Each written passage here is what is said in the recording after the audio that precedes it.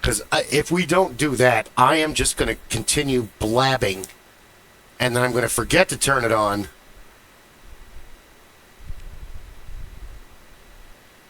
Check. Checking. Check. Okay, so yeah, I'm coming in loud and clear. No, and I think we've talked about it on the show before, but at the top it's Superman and Captain America. Oh, it is such an honor, sir. Oh no, sir. The honor is all mine. You are such an inspiration. Oh no, you're. And then at the bottom it's Tony Stark. It's Iron Man and Batman, and they're all dressed in their Captain America, Superman, Iron Man, and Batman, but Stark. Bats.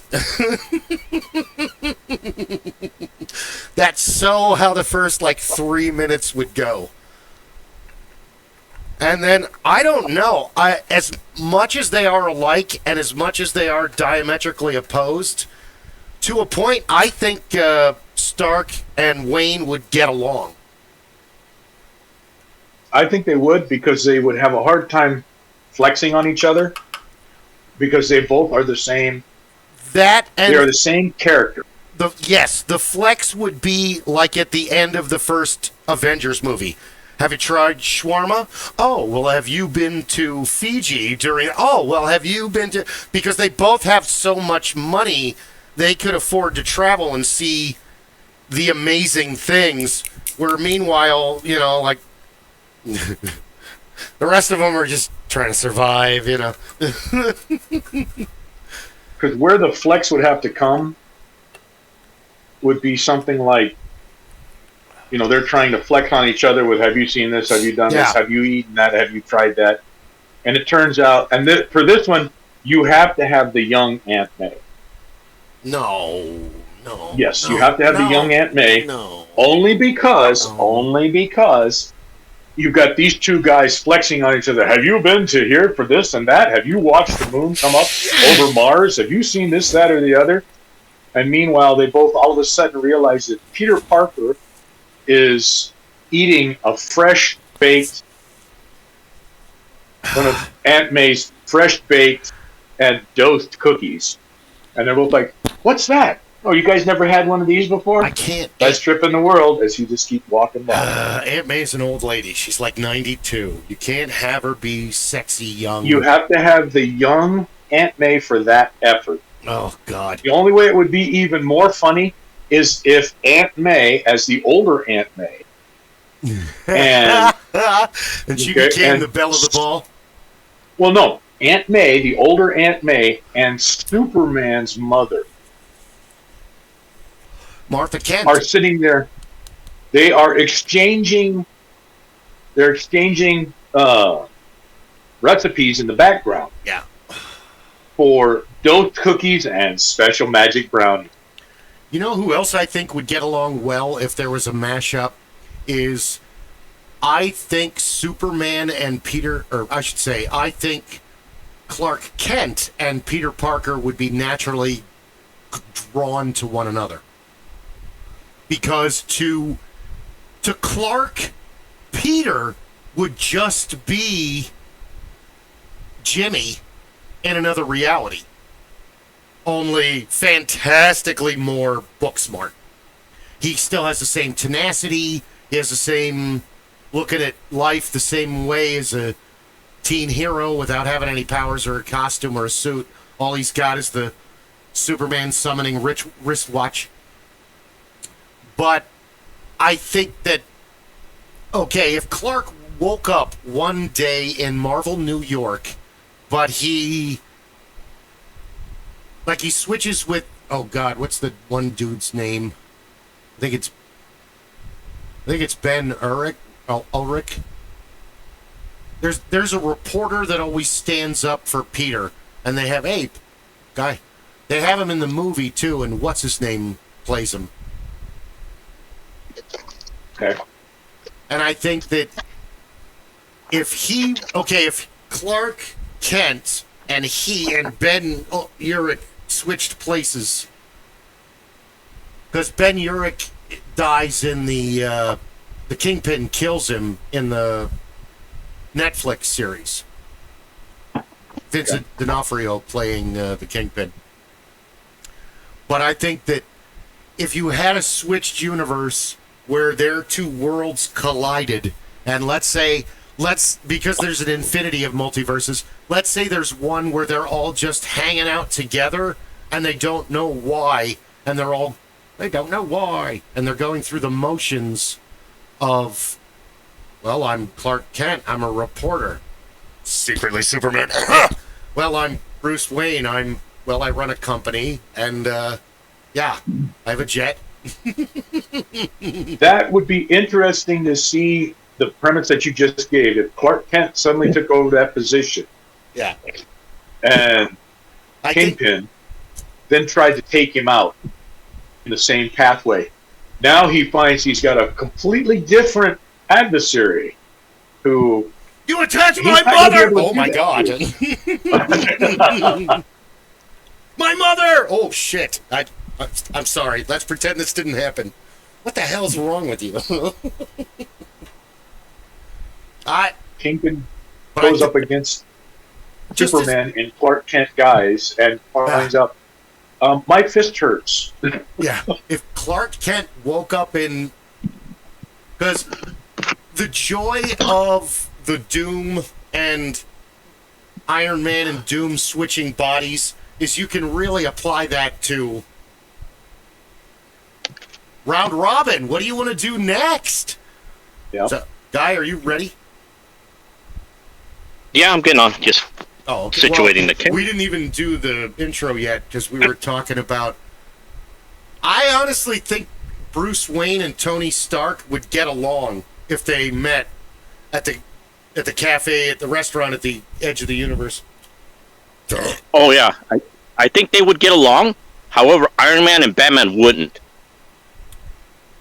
To an extent, they would. And up to a point, no. No, Batman, Bruce Wayne, would put up his face, but he wouldn't trust Tony Stark with his technology. Because look what he does with Superman, and that's his best friend, so he would keep him at arm's length. And Tony will have his own preconceptions about it, but he's so cavalier that he might not take him seriously, but Batman will take him seriously as a threat. I think so. Wait, unless you want to do the intro. You want to take your turn? Oh, we can do it. Oh, okay. Hello and welcome to the Supreme Council of the Master Geeks Lodge. My name is Bill Kelly, Hornswoggle the Great, Psycho Bill, King of Ham, your resident dungeon master for tonight. And with me, my co-hosts are... Our guy, Automotive Detective, ex-replicant, and recovering ex-replicant and recovering chicken jockey. Rob the Blacksmith. I don't have any cute names. I don't know any cute girls either. You know tons of cute girls, you big liar. What kind of cigar are you smoking tonight? Tonight, I am smoking a Columbus 1492 from a lodge brother who owns the company. Nice. Charlie Galuzian and his brothers own Boulevard Cigar Lounge, Austin and Beverly Hills. Good for they them. have four. They have four of these. They have the red, the blue, the yellow, and the white. Wow. The white is my favorite. The white is your favorite. They actually have a rolling house that they have down in the Dominican. They have a couple of lines of cigars. And this is one of their top tier. Everything in their lines are premium, but they're not available in cigar shops. You can reach out to Boulevard directly. That's what I do. Because Charlie, when I talk to him, one of the second questions out of his mouth after "How are you doing?" is, "How many boxes do you need?" What color label and how many boxes do you need? Oh man, I just got on the line with you. Yes, I'm using blue cannonballs, which I'm still laughing about. And I think this other one is Scotch and soda. These aren't my glasses. They're glasses I got from work, and I can't. My eyes are getting worse. I can't see anything with them. I wanted to talk. We were talking about it before I started streaming, and I think I need to do a lot more research before we talk about the topic that I picked, because I only found those two huge things that I posted. But other than that, there's not a lot. It's all one-offs. But I saw a meme today, and I can't remember all of it, and it's probably old, but it was new to me, and they said, pick your dream team. And they had two characters, A, B, C, D, E, F, G, one Marvel, one DC. So I was like, Thor teamed up with Wonder Woman, Hulk teamed up with a Martian Manhunter. I'm trying to remember who they teamed up. So we were talking about it, and I love the meme that Superman and Captain America are meeting, and they're like, "Oh my God, it's such an honor. You don't understand. The honor's all mine. I respect you so much." But then Batman and Iron Man are like, "Stark, bats." And Stark has money sticking out of it everywhere in his costume. That would be crazy, but if they did, but man, some of the characters would be at each other's throats. To tell you honestly, they would actually be at each other's throats, because, like, going back to what we were talking about earlier with Batman and Iron Man, is that, to be honest, Batman would do to Iron Man what he did to Cyborg in the comics. Batman secretly put a virus where he can control and shut down Cyborg if he ever turned rogue. Yeah. He would try to do that to Iron Man. I think Where Iron Man wouldn't trust Batman. So he would make a suit that could nullify Batman and his gadgets. Because Iron Man learned from his mistakes, and if he ever battled Batman, Batman might get the upper hand the first time, but then Tony Stark will make something a contingency to overcome his bat suit and, like, disable his car. So they would go tit for tat. They would go tit for tat, and it would be Batman designing gadgets that would go after the arc reactors specifically, and then Iron Man designing gadgets, and it would end with them coming to a hand-to-hand, and here's where it really ends. Batman would show up in a red and gold suit, and Iron Man would show up in a black and gray one with ears. And they would start to fight, and as the suits broke, Tony Stark would start laughing, and Bruce Wayne would probably start laughing and relent. Because once the suits came off, once there's no power suits, Tony Stark is done. Yeah. In one, maybe two, possibly three moves, because Tony Stark is a genius and an amazing inventor. Bruce Wayne is a martial artist. Full combatant. It's not going to end well. Iron Fist would stand a good chance, or Daredevil, or Wolverine, or they always want Batman and Wolverine to fight, which is completely stupid because they're so much alike in their kindred spirits, and the only way something would have to happen by accident, and halfway through the battle they're going to figure out they really don't need to fight each other. You know who would be the good one against Batman and would give him a great battle and might actually beat him hand to hand? Moon Knight. He's got the gadget. He's got the hand to hand. He's got the equipment and everything with it. Yeah, because Moon Knight kind of is Marvel Batman in a sense. Yeah. He's kind of he's like Rorschach and Batman all rolled into one. Do damage to Batman in all honesty, would be Punisher. Yeah. Because I don't know that the two of them would necessarily fight in the beginning. Yeah. Dark Knight, Batman, and Punisher would get along very, very well because they have the same idea. The difference, though, Yeah. Dark Knight doesn't necessarily kill his enemies unless he has to. Punisher kills his enemies, period. There is no, yes, no, maybe so.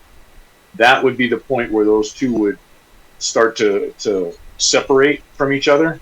Yeah. And that would be the point where Batman would probably step into it with Punisher, trying to stop him from killing somebody that Batman feels should go to jail. And the Punisher, if Batman got that close to the Punisher, then it would become a very, very terrible knockdown drag out. But you've got to remember that this is the guy that Batman still fights. He doesn't fight dirty. He fights hard, but he doesn't fight dirty. Punisher will drop 2 live grenades in Batman's uniform and then roll under the car. And Batman's going to have a hard time if he gets that close. That's the difference in mentality that pops up. Yeah. With that one too, it's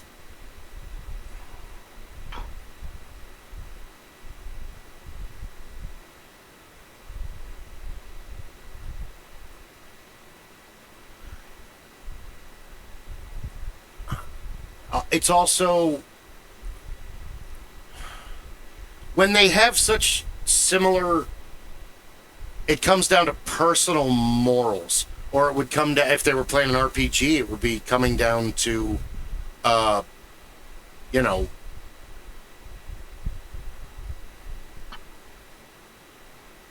alignment. Neutral good, Yep. chaotic good, lawful neutral, lawful good. It would be more of Daredevil and Batman and Spider-Man don't kill because they don't want what happened to them to happen to other people. And that's at the core of their being.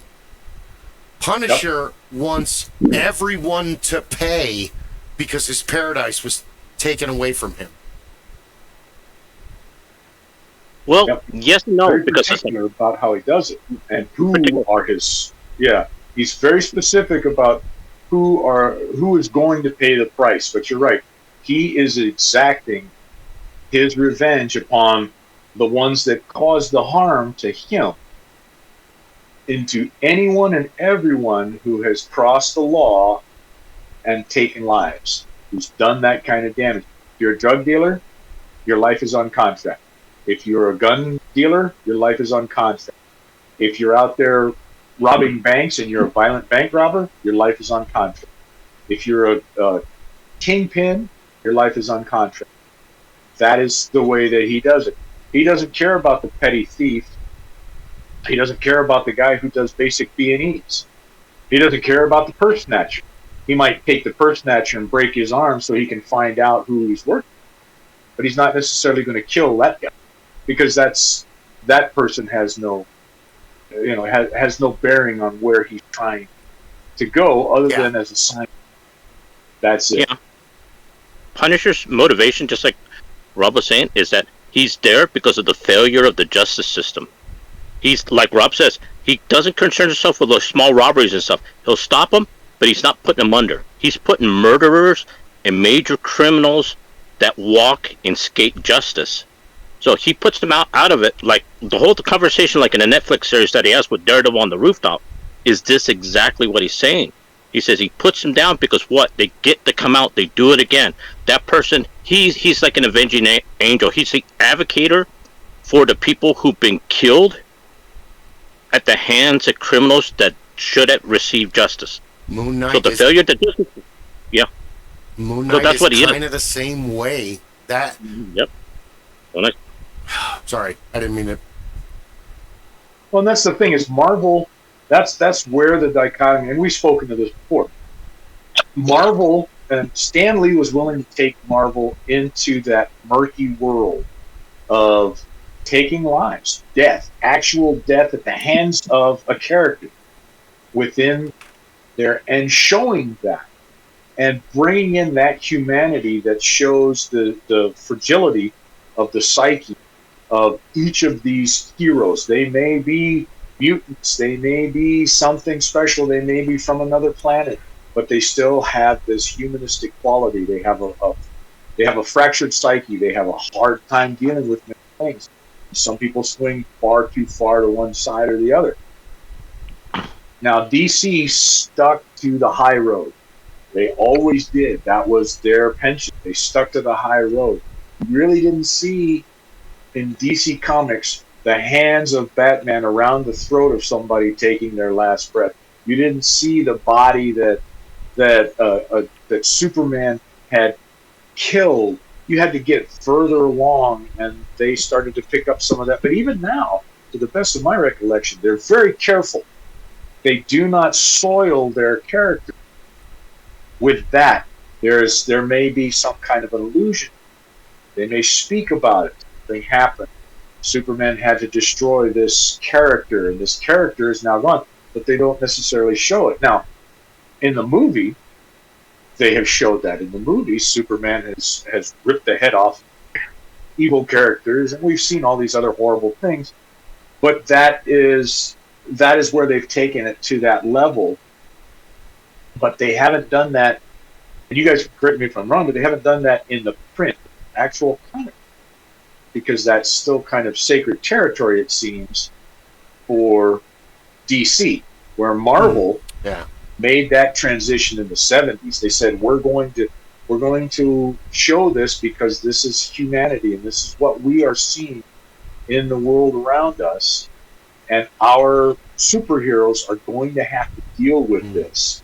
We're going to show our readers, our fans, that each of these characters that we all hold in such esteem are human or humanistic at some point.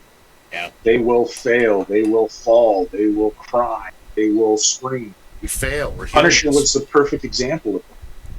Failed to do the job, lost himself, and fought and clawed to come back, but he never came back to who he was. So he is perpetually broken. He is, Deadpool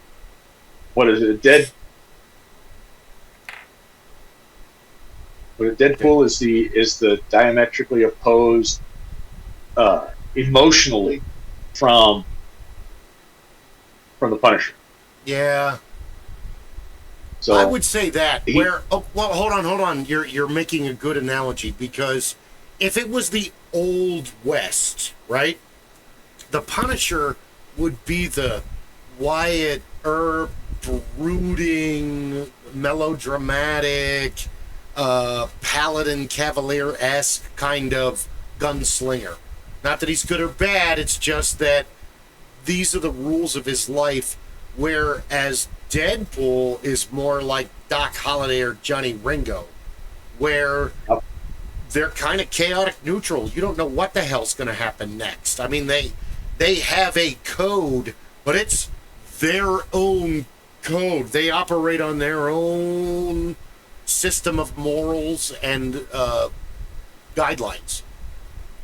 Right, and tending towards the chaotic good versus the chaotic evil. Johnny Ringo was chaotic evil, definitely, because he fell down that pathway in reality. Doc Holliday was tending more towards the chaotic good because he tended to stay, though he walked that line and was happy to jump to either side whenever he needed to, he tended to stay towards the good side because that was the affiliations that he found the greatest comfort in. Yeah. He, when he met Wyatt and all of the Earps, when he met all of these other gunslingers, these lawmen gunslingers that he befriended throughout his life, he gravitated towards that side. He was still had no qualms about carrying a switchblade stiletto and cutting the shit out of somebody in a saloon, but he would wait until that person did something that was at least morally questionable. You struck this lady of the night before me, sir. Now I must touch you from ear to ear, cheated or whatever when they're shooting each other. that's good too, because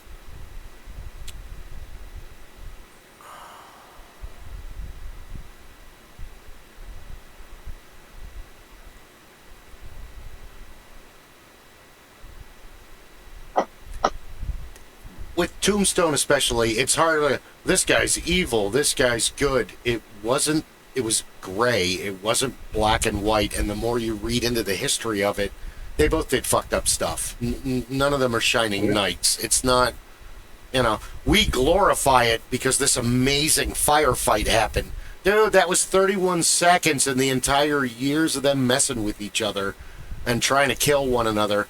And the Vendetta ride is not accurate in the Tombstone movie, and it's sort of accurate in Kevin Costner's Wyatt Earp, which is... The problem is that everybody keeps comparing those two movies together, and that's not fair. Tombstone is about Tombstone, and it's Hollywood's version of Tombstone, and it's awesome, and I love it. I'm going to watch it 100 more times before I die. Where Wyatt Earp is 3 hours of Wyatt Earp. It starts out when he, it's his whole life. And Tombstone's in there, but that's... Help me out, guys. That's what? Maybe 15 minutes of the whole movie? It's a little bit longer, and it's a driving force for the later portions of the film. It's what drove him, by his own recollection, by his own statements, the actions, the things that took place in that last week in Tombstone, really, is what drove him to go through and take that entire revenge cycle. And then he essentially left law enforcement. He left the West as much as he could. He left a lot of things because he did not wish to be involved in that. He had, in his own mind, he had taken that one, at that point, he had taken that one last step too far over the line. Yeah. He walked that line very carefully, but knew that he stepped on both sides. At that point, though, he chose to take a walk into essentially Johnny Ringo's world, not as deeply, but much more deeply than he ever had wanted to. Hanging out in the shallow end. Yay! No, I don't like it. Yeah. And that took a horrible toll upon him for the rest of his life. By his own state, it was a toll on him to remember that was what happened, and that he knew that he was human. He could easily be drawn into that because of his morals and values with regard to family and protection of family, or those that you call family. The family you're given is first. The family you choose is second. Anyone else is left to their own resources unless you're paid to provide support. Yes. Yeah. That's kind of really true with the story and stuff on it. And they've done that story similar to Tombstone and Wyatt Earp. They've done it with Batman. And how they did it, exactly, if you look at it, what we know as Batman and what really Batman is that they took Batman, and Batman has killed before, but he doesn't kill indiscriminately and so forth. In his earlier years, when he was with the League of Assassins with Ra's al Ghul, when he was with Ghostmaker and stuff, actually he took a life. But he had a personality like the Punisher. Yeah.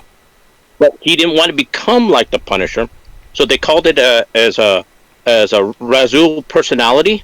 He was a killer, so he reverts himself to Batman. He doesn't want to cross that line. Well, what happens is even his enemies know that problem because they want to stop Batman, but they don't want to expose that Bruce Wayne is Batman. Because the problem is, once you let that cat out of the bag, then you have a Batman that is no longer chained by Bruce Wayne's character, that he'll become unstoppable. He'll become like a Punisher unleashed. What? So even... Wait, yep, sorry, that's like a comics, isn't that a mini-series where, like, some low-level douchebag who's like a petty thief finds out that Bruce Wayne is Batman, and he wants to sell it to the Joker and they kill this guy. They straight up assassinate him. And everyone else is like, what the hell? And they're like, you don't understand, man. Here's the funny thing about it, is that people don't know that Batman has multiple personalities. He's like Moon Knight. Batman has, I forget what they call it. It's like Moon Knight has the one character, Jake Lockley. Batman he actually has a character that he goes out in the street with. He has that other personality, but he keeps him in check. He doesn't want to become him. When you get an unhinged Batman, you'll get somebody like the Punisher that'll go out just to put them all down. And he doesn't want to become that. So he keeps his personalities in check, but they're always there. Yes, because Batman and Two-Face are twins in a literary sense, because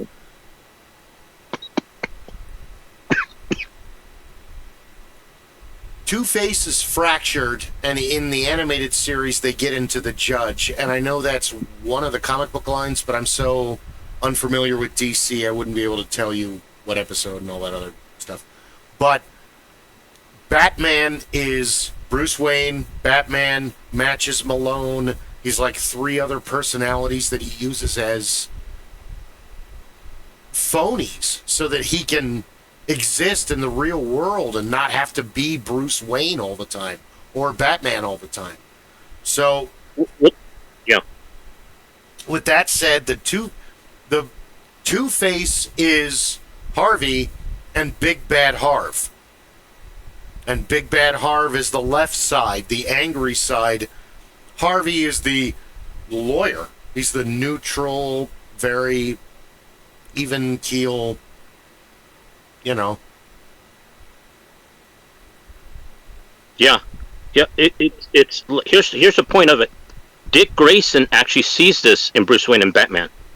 That's why sometimes he refused to wear the cowl, because he doesn't know which Batman, Bruce Wayne or Batman, wants him to be. Yeah. So he sees the dichotomy with the personalities with him. So sometimes he'll wear the cowl, but he wears the cowl as himself, as Dick Grayson. He'll mimic Batman to throw the illusion, but he doesn't know which Batman he wants to be or what he's being forced to play. So even with Dick Grayson, that's why he refuses the cowl for the longest time, because he wants to put on the cowl on his terms. He don't want to put it on as Bruce Wayne's terms, because Bruce Wayne, like I said, in some issues, when he gets to the Dark Knight, that line between the Punisher and his actual vengeance form. So when he says, I am vengeance, that is his alter personality coming through in bits and pieces. But he steps back and controls it, because he comes close to killing people. If he lets that go, he goes beyond the Punisher and becomes a menace in himself. So the vengeance part of Batman, they have a name for it, is that character that Dick Grayson does not want to become. He wants to be justice. He does not want to be vengeance. And that's why Dick Grayson did the Teen Titans, and that's why he puts on the cowl to help Bruce Wayne, but he doesn't, like how you say, he wears the Batman suit, but he's not Batman 100%. No. Batman and Spider-Man, in effect, for Marvel and a few others on both sides. And there's others. I'm not just, Batman. But he's one of the more rounded characters because he's a human being. He's as benevolent as he is malevolent. I mean, he loses his shit, but he cares about pieces of shit that you should have stopped caring about them a long time ago, dude. But he still Spider-Man cares. Is a little different. It's interesting that you pull Spider-Man into the comparison, because Spider-Man is still, for all intents and purposes, he's still a teenager, still a very young man. He doesn't have a whole lot, so he hasn't made that split in his mind. When he puts on the mask, he doesn't become Spider-Man as such. He is Peter Parker, the Spider-Man. That's a bit different in that he doesn't. There's no change in his personality at that point in time. He's still kind of the goofy kid. He just has extra powers. He has extra abilities that help him to do things. But he still stumbles. He still makes those mistakes. He still comes through. And ultimately, it's a combination of luck and intellect and just plain lack of fear as this kid who's not quite sure that something can't necessarily be done. I can stop this train. hey, wait a minute, maybe I can't see. Oh shit, yeah, I stopped it. Okay, now I'm going to move on to the next thing. I always thought it was kind of interesting, some of the Flex comic books that were done, where they did one that pops up on YouTube and Facebook every so often is there. I guess there was an issue where Spider-Man, as he had gotten older, he was a young man, not a teenager, and Captain America were kind of facing off in an argument. And the image that I remember seeing that will stick with me is where Spider-Man flexes on Captain America and literally rips the shield right out of Captain America's arms. Captain America is like, holy shit. And the whole thing is, people don't recognize how powerful he is as a character, how fast, how strong, his intellect, everything else. There was another one where I guess they had drawn a comic book where he, as a younger man, was with the Thing, and they were going back and forth, and the Thing, I guess, said, "No, go ahead and hit me as hard as you can, kid. I want to see what you can do." And in the next panel, the Thing is thrown through a wall, and he's kind of looking, and he's like, "Good hit, kid." So, yeah, they're kind of equally matched, but Spider-Man's a little stronger. And that's only because radioactive spider bite versus cosmic rays. But if you ever notice, Peter Parker, like Rob was saying, he's reactive, not proactive. Yeah. He goes after the fact, or he gets caught in the middle of something. So he's not planning on something. Something happens and he reacts to it. So Peter Parker sometimes, like the difference between Peter Parker and Daredevil. Daredevil will go more frequently out on patrols. Peter Parker will go on patrols, but his life gets in the way. So he's reacting to certain situations. That's why he's always late, getting fired and stuff. He doesn't have control in his life segmented because he's doing what everybody else thinks he should be doing. Where like Batman, Bruce Wayne, everything's meticulously planned. He makes his show up as Bruce Wayne when he needs to show up Bruce Wayne. He shows up as Batman. He shows up as so it's all curtailed. It's all thought of in advance. So he doesn't make a move sporadically unless he's forced to. Everything else is planned in advance because even his movements through Gotham, it's planned in different routines to accomplish his objectives. Where Spider-Man, he just swinging through there trying to find trouble and comes across trouble and helps out when he finds it. But sometimes he's not even Spider-Man. He's Peter Parker, then he has to all of a sudden stop what he's doing, help the situation out to his own detriment, then come back, and that's his dilemma. He's reacting to the fire once it's been lit, where Batman's going out putting out the fires before they are lit.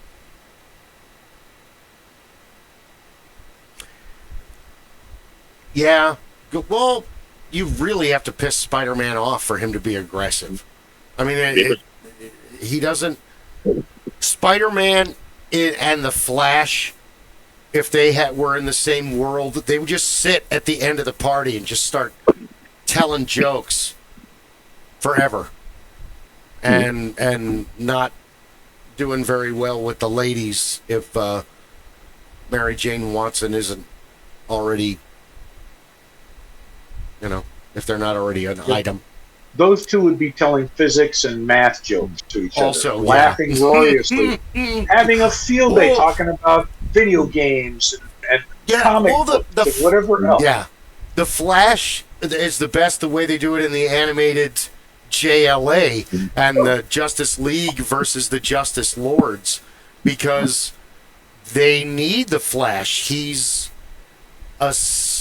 Even though they find him annoying, he's still a valued member of the team, but he's also a very light sense of mirth that they don't... Superman is serious, Batman is serious, Martian Manhunter is serious, Wonder Woman is serious. They're all serious. Robin's fun. I mean, all of them, pretty much. But other than that, that's a very dull room. And they would eventually become the Justice Lords if they didn't have Flash. Where Flash...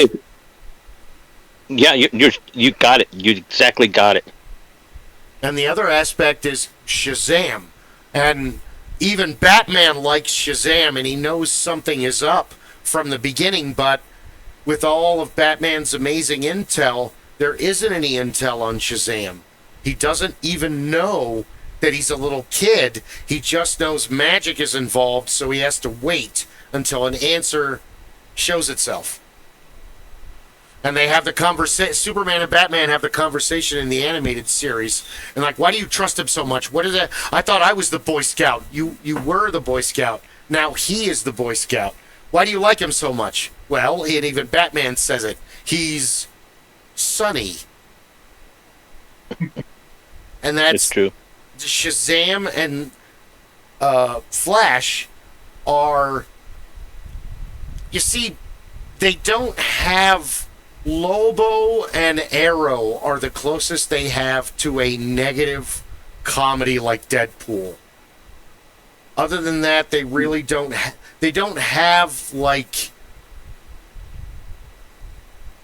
I think Lobo and Deadpool would be riding Harleys together. They would be going to. They would get along, and that's just terrifying. Oh yeah, they would be going to Sturgis together on beat up old Harleys and cruising through town, starting bar fights, just for the sake of doing it. Just the sake of doing it. They would do it. Their relationship would be Legolas and Gimli, where they would be in a contest to see how many times they could get killed by people. Yep. Okay, this time we're not going to fight back when we go into this, you know. That's Okay, right. this time I got stabbed 5 times. It only counts for 1. This time, in this bar, you can only kill people with your left foot. Oh, okay. They would so do shit like that. Across the galaxy for eternity. Yeah. Those two would be just wreak havoc. Well, it's the same thing as, like, they keep comparing Darkseid to Thanos. And let's say for a minute that there's not a comparison, that they just meet. It's not going to go over very well, because even though they're both very powerful, but Thanos has a galaxy-wide kind of mind scope, where Thanos is the simp that doesn't stop. I love you, Barbara. Dude, leave her alone. We're so past the 7th grade. Let it go. You know? But you're the one. You know, no, dude. She's just a woman. Marvel has so many better villains than Thanos itself that would go up against Darkseid. In fact, Doom would be a much more better match against Darkseid. Doom because or against Galactus? Yeah. Galactus, look at that. Way better. Because Thanos really... You couldn't bring Doom... You couldn't bring Thanos into a galaxy with Doom, because they would go head-to-head. That's how bad it would be. So, yeah, I don't think Darkseid would have just wiped the floor with Thanos. He's not the villain that everybody thinks he is on it, you know. But you want to... Oh, go ahead. Oh, sorry. You want to know the interesting thing about Flash is? Sure. He's the moral compass of the JLA, the Justice League. Because virtually he is the strongest, but he's the most humble. Because if you really look at it, of what he can do, he's faster than the speed of light to go through time. He's able to destroy the Earth if he went too fast to it, take it off his rotation. He's a mass force of destruction, but he doesn't use it that way. He limits himself, and he's humble because the power that he holds can dwarf what Superman can do. So even at that, it's his humility. It's kind of like being Peter Parker. Peter Parker could punch people into another wall, another realm, but he doesn't. He holds back. So he's actually pretty humble, and he's kind of goofy, but that stops him from becoming a total threat. Yeah. Because that's why the Justice Lords became the Justice Lords, because they lost their Flash, but because they lost their Flash, they lost their moral compass, their center. And I think of Shazam being more like Peter Parker than the Flash, only because the youth and exuberance. Young kid, suddenly, now you have this. Now you have to figure out how to do something with it. Both of them knew. All of a sudden, I got this. holy cow, I need to read my comic books again because I need to figure out what the hell's going on. Well, they teamed Ghost Rider up with somebody in it. But if we're going to have a universe where they're all meeting, let's bring all the other universes in there as well. Because I really think that the Tick and Batman would get along. Same thing with Superman. Because the beauty, like we talked about it before, the beauty of the Tick is that Arthur is the brains, but the Tick has this massive and eloquent vocabulary, and he really is a moron, but he's Johnny Bravo with better writing. Yeah, he's eloquent and well-spoken and refined, Johnny Bravo. Honestly, Batman and the Tick would be, you know how Batman treats Plastic Man? That's how he would treat the Tick. He's an asset, he's there to be known, but he keep him at distance. So if he needs the Tick for something particular for his abilities, he'll use him. Just like Plastic Man, just like Dead Man, but he'll keep him at arm's length. They wouldn't be buddy. It would be. He would have to, Guy, because the Tick has no weaknesses except his mind. My mind has always been my Achilles heel, to quote the Tick himself. But that's why he would get arm's length. He would try the one I'd love to see if we were pulling them all together. Yep. Is Saitama, One Punch Man. Oh, that's a good one. Just because he walks in and he's so nonchalant about everything. Oh, you're really upset with me. Well, I don't understand why you're so upset with me. You're going to come and you're going to beat me up. Huh? Well, after we're done with this, I think I'm going to go have some fried rice. I mean, that's how he moves through everything. He goes up against these incredible adversaries, and the whole time he's talking to them, wow, hey, did you see that girl over in the front row? She was really kind of nice. And then right back into it. Yeah. Well, I mean, how does Hellboy fit into it? How do...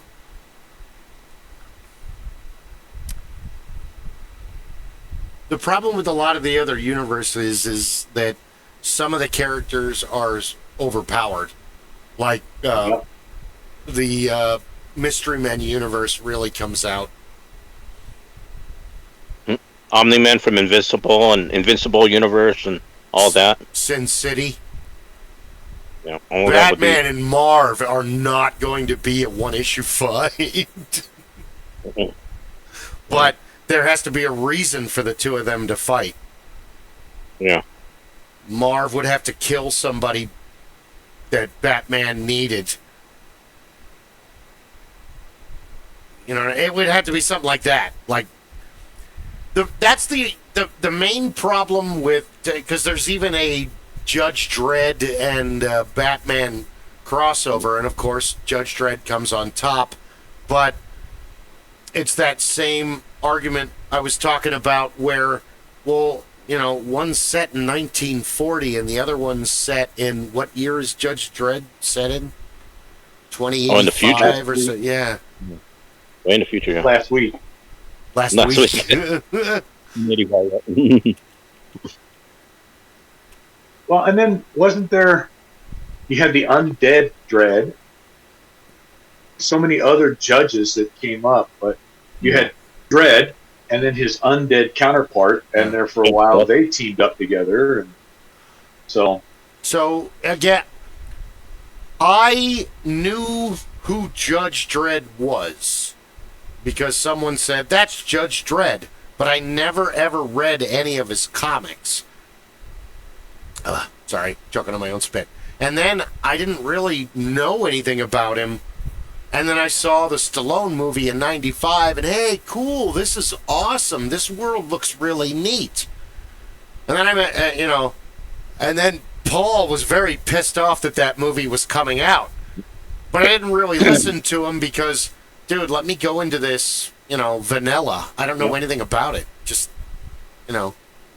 Actually, the best way you can look at Judge Dredd, if you took the RoboCop movie and took the part where he becomes cyborg out of it and just kept him a police officer, and that's Judge Dredd. Yeah, pretty much.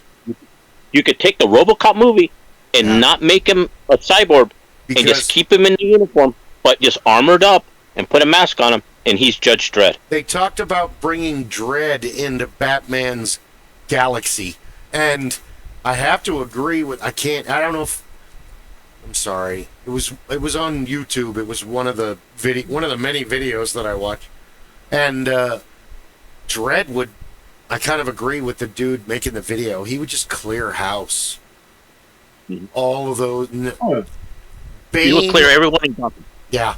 Bane might stand a chance. I agree with him. Maybe Poison Ivy, maybe. Until he figures out how to hurt him, he's still going to do very well. It would be the same as kind of like Lobaugh landing in Gotham. He's going to do very well against the Rogues Gallery. They're just not prepared to deal with someone that chaotic. They're used to dealing with lawful Batman that has a predestined. Dredd is Punisher with even more equipment and training and genetic enhancement. And he's allowed to do that shit. Yeah, because this is the law. I am the lawgiver, and you've broken the law. Well, I just dropped the candy bar. Don't give a shit. Law says law. You're done. Regardless of it, you broke the law. He's a zealot. He's a zealot for the law, so that makes him unstoppable because you break the law regardless for the reason. He's an advocate for the law, so that's his Bible. So he's gonna go after you. So unlike Batman, you're not gonna stop him. Well, you're not gonna stop Batman easily, but you're not gonna stop Dredd even more. So. Batman will come to a point and stop. Dredd does not stop because the point that he has to stop is when the threat is eliminated. Not that I have arrested you. It's that we are out here. You have been adjudicated. I am the judge. I am the jury. I am the execution. So would you say that Dredd is a paladin and Batman is a cavalier if we were casting them in D&D terms? But the paladin becomes something even further than you would expect.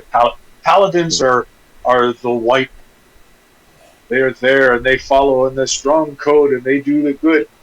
Dredd is could be very much a chaotic evil and chaotic lawful, depending upon your perspective. As a paladin, that is a very scary condition to be in because he's just going. This is the end point, and I am taking you out. Period. Think of it in Lord of the Rings terminology. To Dredd, he's the hand of the king. The law is the king. He justifies it. He produces it. He makes his judgment. So he's the hand of the king. He's got the authority from the king. He's going to do what the king was, which is the law. So he's going to be executioner, judge, all that. And he brings his judgment out. Like where Batman will stop, he'll bring you to the law. But Batman doesn't put judgments. Yeah. He doesn't say, he says guilty, but he won't assassinate or kill somebody. Judge will come up just like, the funny thing is, Judge will probably try to make Frank Castle a judge. Unless Frank Castle does something outside the law, then he becomes his enemy. But they have very similar ideologies. Even Frank Castle will stop because he doesn't kill innocents, neither does Judge Dredd. But it comes to a point where Frank Castle will go, no, this might be too much. Judge Dredd, as long as it's within the boundaries of the law, will never stop. You will have to kill him. Here's the problem. Lord of the Rings, go ahead. I would say that Dredd is the polar opposite as far as who he works for to the Witch King. The Witch King is the hand of God for Sauron. He's out there, and his job is to, you're good, you're dying. I don't care. Going to kill you.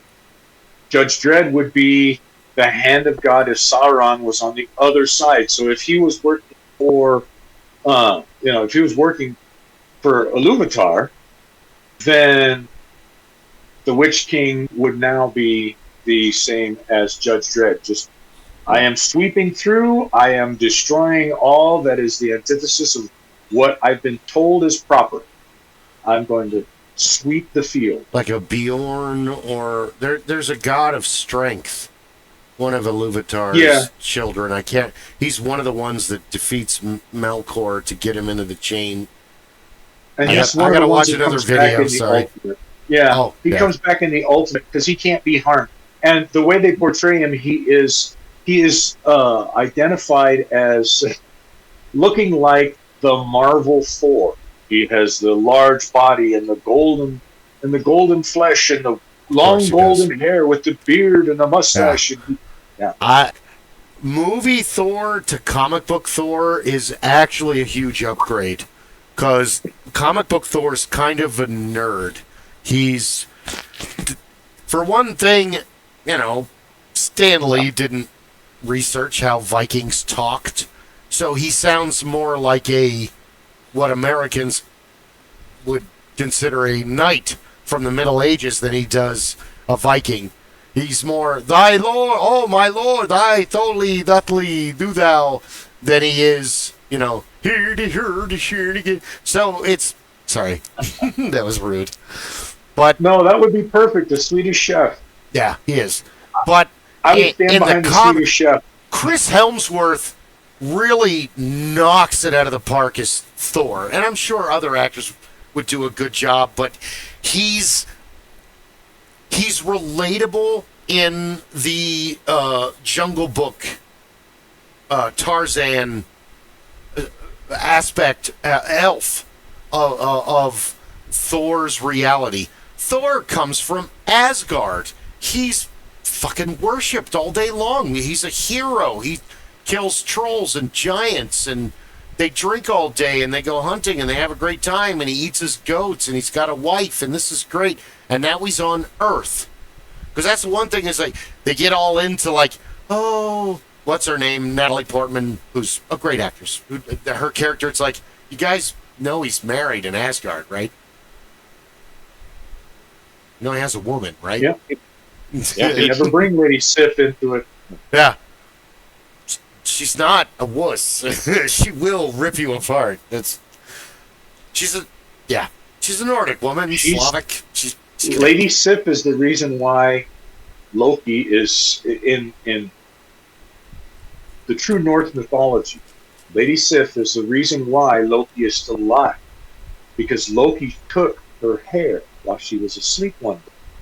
She had the most beautiful hair. She was Galadriel. She had the most beautiful golden hair. Yeah. And Loki cut it all off. And Thor became so enraged that he was going to kill Loki, and Lady Sif stopped him.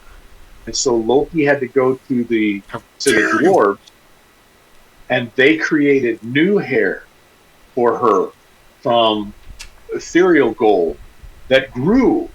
And that's the traditional stories in Norse mythology, that they then created new hair for her in the same manner as they had created many of the magical weapons. So Gungnir, the spear that always strikes, and Mjolnir, the hammer that never misses. So Loki in the movies, Loki in the comics, and Loki in the actual mythos, it's three different people. Yep. Totally different. It really is, like, just, you can't. And Tom Hiddleston, perfect. Cumberbatch, and he would have done great. He really would. He's good as Doctor Strange. I really think he does a good job. I think they gave him a pretty good script. It's mostly like the story. But Magic is the best plot line. Oh my god, because it's like time travel. It's a convoluted plot device. You can literally redo all of your mistakes, fix all your fuck ups. I mean, it's magic. It's magic. In the movies, they never spoke to two of the great things that Loki, two of the magical things that Loki was responsible. One, incredibly good, and one incredibly dark.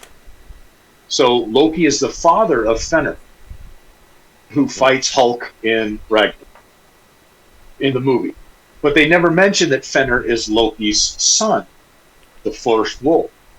And we never hear about, we don't even really see Sleipnir, which Loki is Sleipnir's mother, the 8-legged horse. It's just so bizarre. It's so they like never any speak other to the weird, idea that all Loki man-made played gods. for both sides. I think Marvel didn't want to go have parents explain any of that on the way home after the movie. So I think that's why they choose to admit that, even though they put him in the movie. I think they want to tread light against those type of conversations. Because a lot of How did he have a dog, Mom? How did Loki? the father of a dog and the mother of a horse? Hold on, Yep. an 8-legged horse, not just any Yep. horse, and not just any dog. Doesn't The first wolf. Fenrir Loki is the first wolf. But yeah, but he has like three or four illegitimate children. In his time as a female, it's just Yeah, he does. Loki does a lot of things. Androgyny rears its ugly head with Loki a great many times Loki. throughout. But that's why he's Yeah. the trickster. That was the whole purpose. Honestly, in a sense, Loki and Thor growing up is the best. Like, and I have to say it. I don't know if he did it on purpose. Probably not. It's the perfect the Ralph Bakski's Wizards movie with Black Wolf and Avatar growing up, where Thor or the problem is that it's not so much Boromir and from Lord of the Rings, because it's it's more, or even in Dragonlance, Caramon and Raceland, where you have the super athletic child and then the very kind of weak and sickly. But then later, See, that's the thing. The weak and sickly kid becomes almost equal to the super jock kid. And Thor... But you have to remember that Loki is not Thor's brother. Loki is adopted. No, he's a troll. No, he's a frost giant. Frost giant. He's a frost troll. giant. They got all that shit. So, and that's the thing, is that Loki was raised by the Asgardians as kind of as a way to try and bridge the gap to keep the ice giants at bay. So they could say, okay, well, we were taking, because his parents were killed, and we will take this child, we will raise him as our own. We will bring him along. And when he realizes who he is and what he's capable of, he no longer takes that form as Loki, this kind of life and simple little creature. He can stand toe to toe with any of the Asgardians as needed, with the exception of Odin and Thor. Thor is even more powerful physically than Odin in many ways, but Odin has all the power of the universe, of the 9 realms, at his disposal. Chooses not to use it. Where Thor had to be given certain items to control his power. The Mjolnir is to focus. He has a girdle that helps him to control his powers. Otherwise, he's capable of just going hog wild and just destroying everything.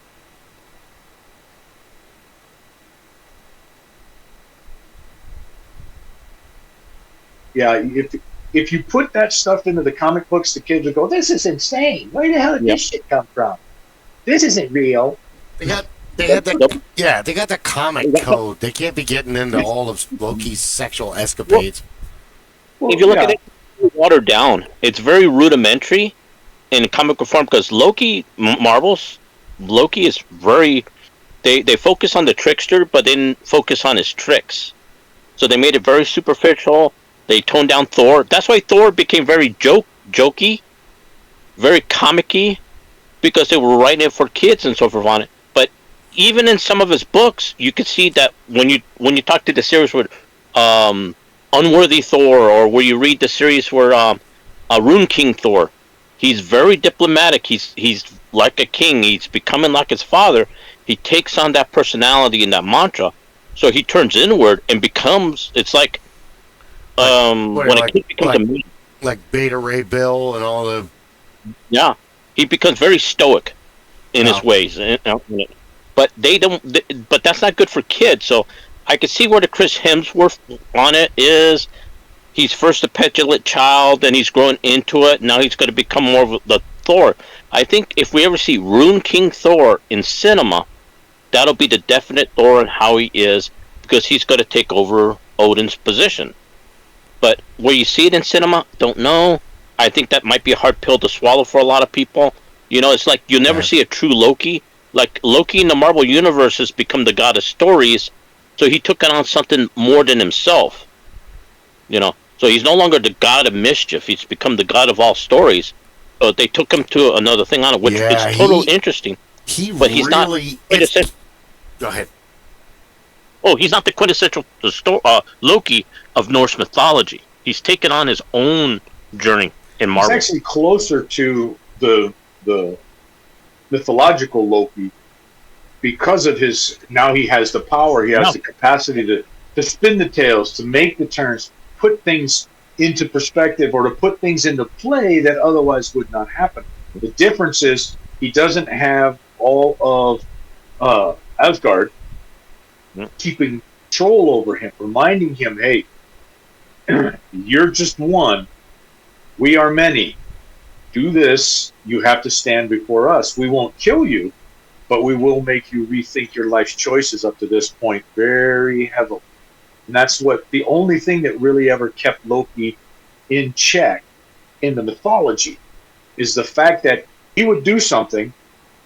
He knew he was going to do it. He was going to go and cause that problem. And all of the gods of Asgard knew that that was Loki. That was what he was going to do. But they also knew that when they confronted him, he would, in essence, do whatever was necessary to, quote-unquote, make it right so that he could continue. Because if he refused, then they would be forced to do something horrible to him. They would be forced to either forever ban him, lock him down to where he couldn't do that again, or take his life's existence, which they were not willing to do. Oh, thank you. Sorry, Steel is finally in. It's like, it's out there at 11. Why are you still outside? Cats are insane. All is well in my universe now. Well, not... Actually, no, that's a giant lie. Sorry. But yes. All is well in the universe of the four wall. Yep. In the universe of cats, in the universe of humans, it's a whole other difference. Anyway, we're not here to talk about... It's Mountain Day, and Presidential Joke Day, and... What were the other one? Play in the Sand Day, National Son and Daughter Day. I love both my kids. National No Code Day.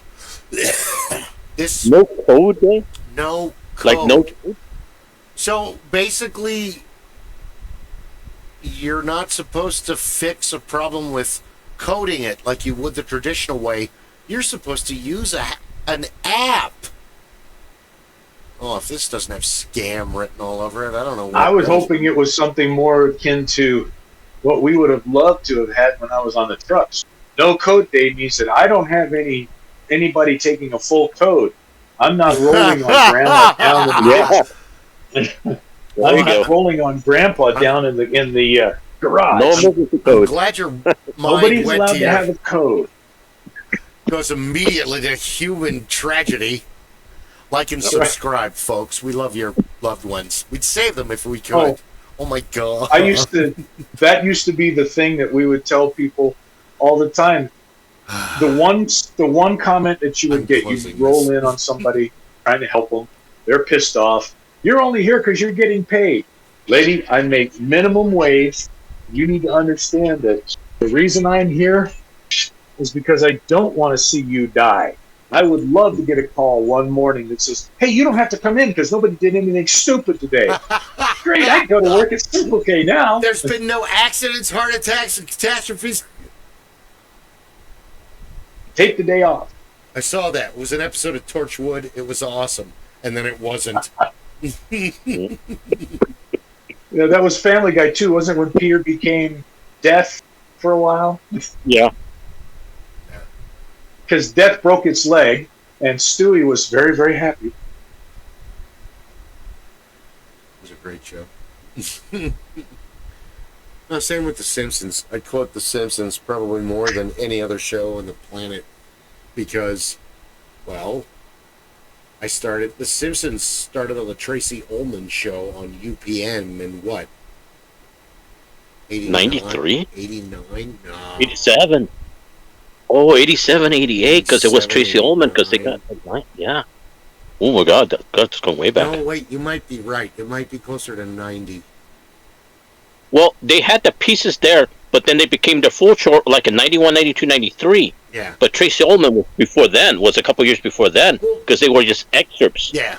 Tracy Ullman, her sketch comedy show was... You had her and the Ben Stiller show. And remember, it was with Married with Children. That same time with Married with Children, yeah. They had the Tracy Ullman, and that's when you saw The Simpsons. Oh, then The Simpsons. Man. Sorry, but 1987, April 19th. Yeah, 87.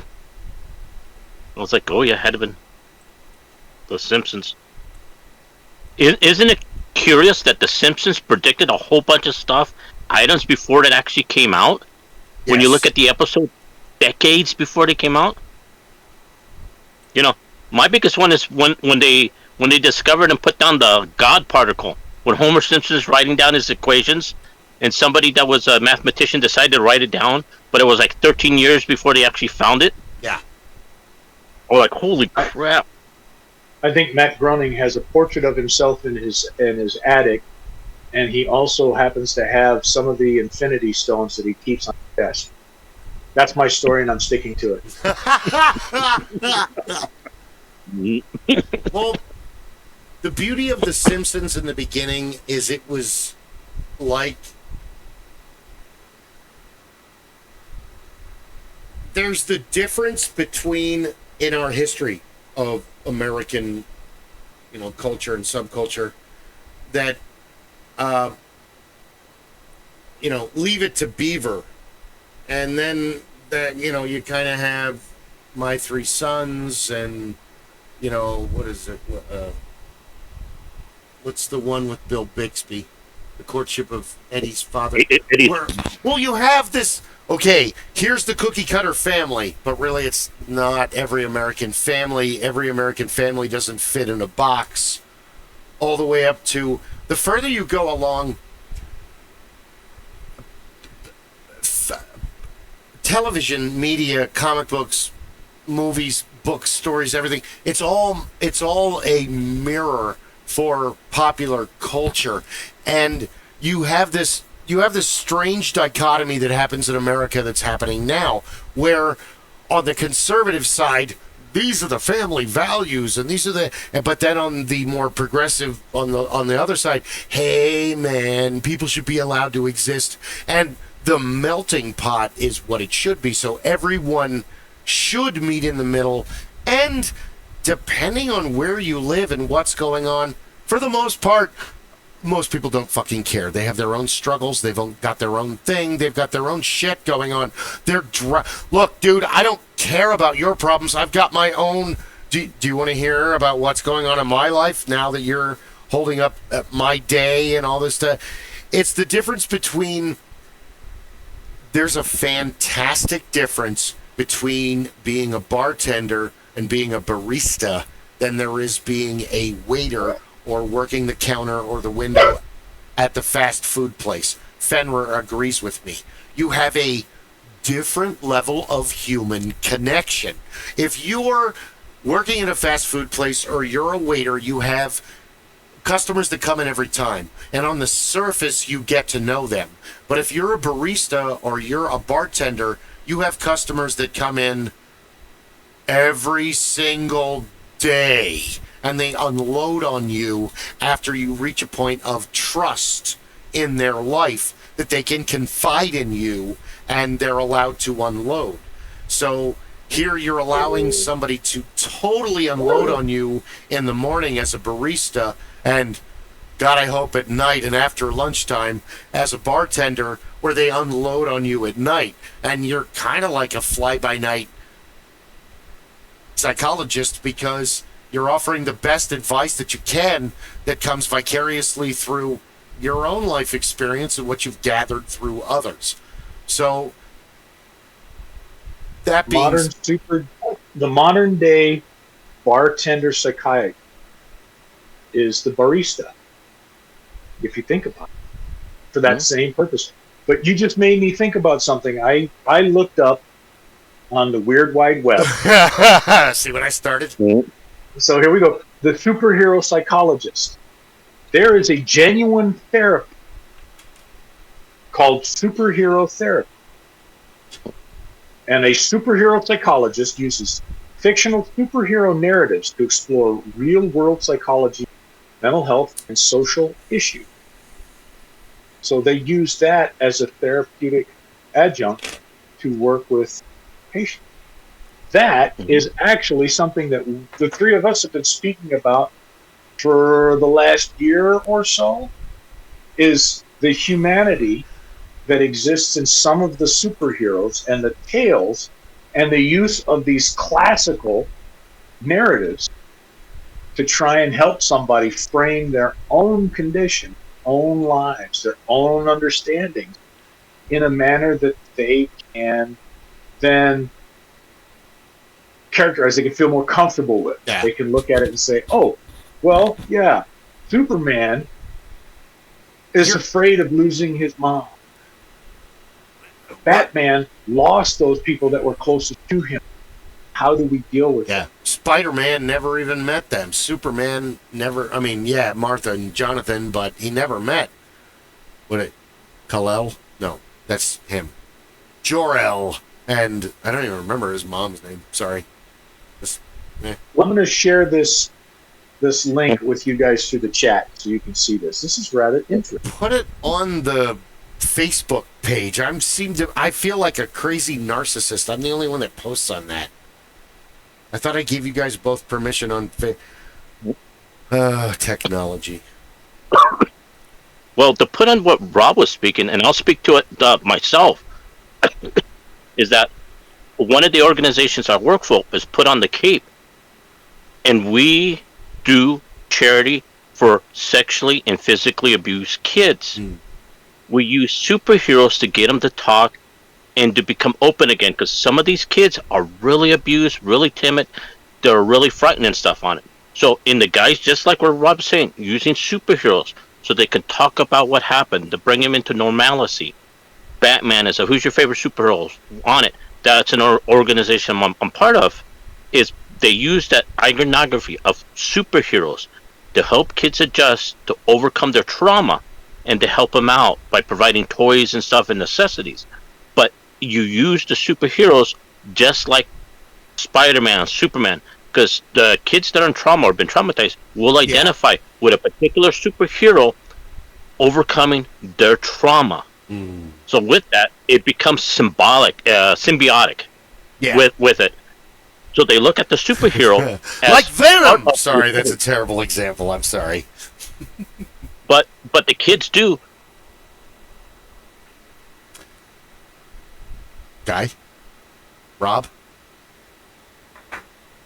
What happened? Still here. He's both of you froze. Oh! What did I do? I didn't do anything. I just made a terrible job. Oh, God, my life fucking sucks. Okay, here we go. We're moving forward. Like and subscribe, folks. I just posted that up onto the Supreme Council website, too. excellent, because a lot of people don't realize that psychology in superheroes, and going back to what Bill says, a lot of people take their psychology from movies and so forth, or their morality, so to speak, or their direction, whether good, whether bad. So superheroes was a big thing on morality. people make decisions, they would be like, what would Spider-Man do like this? What would Batman do? What would Superman do?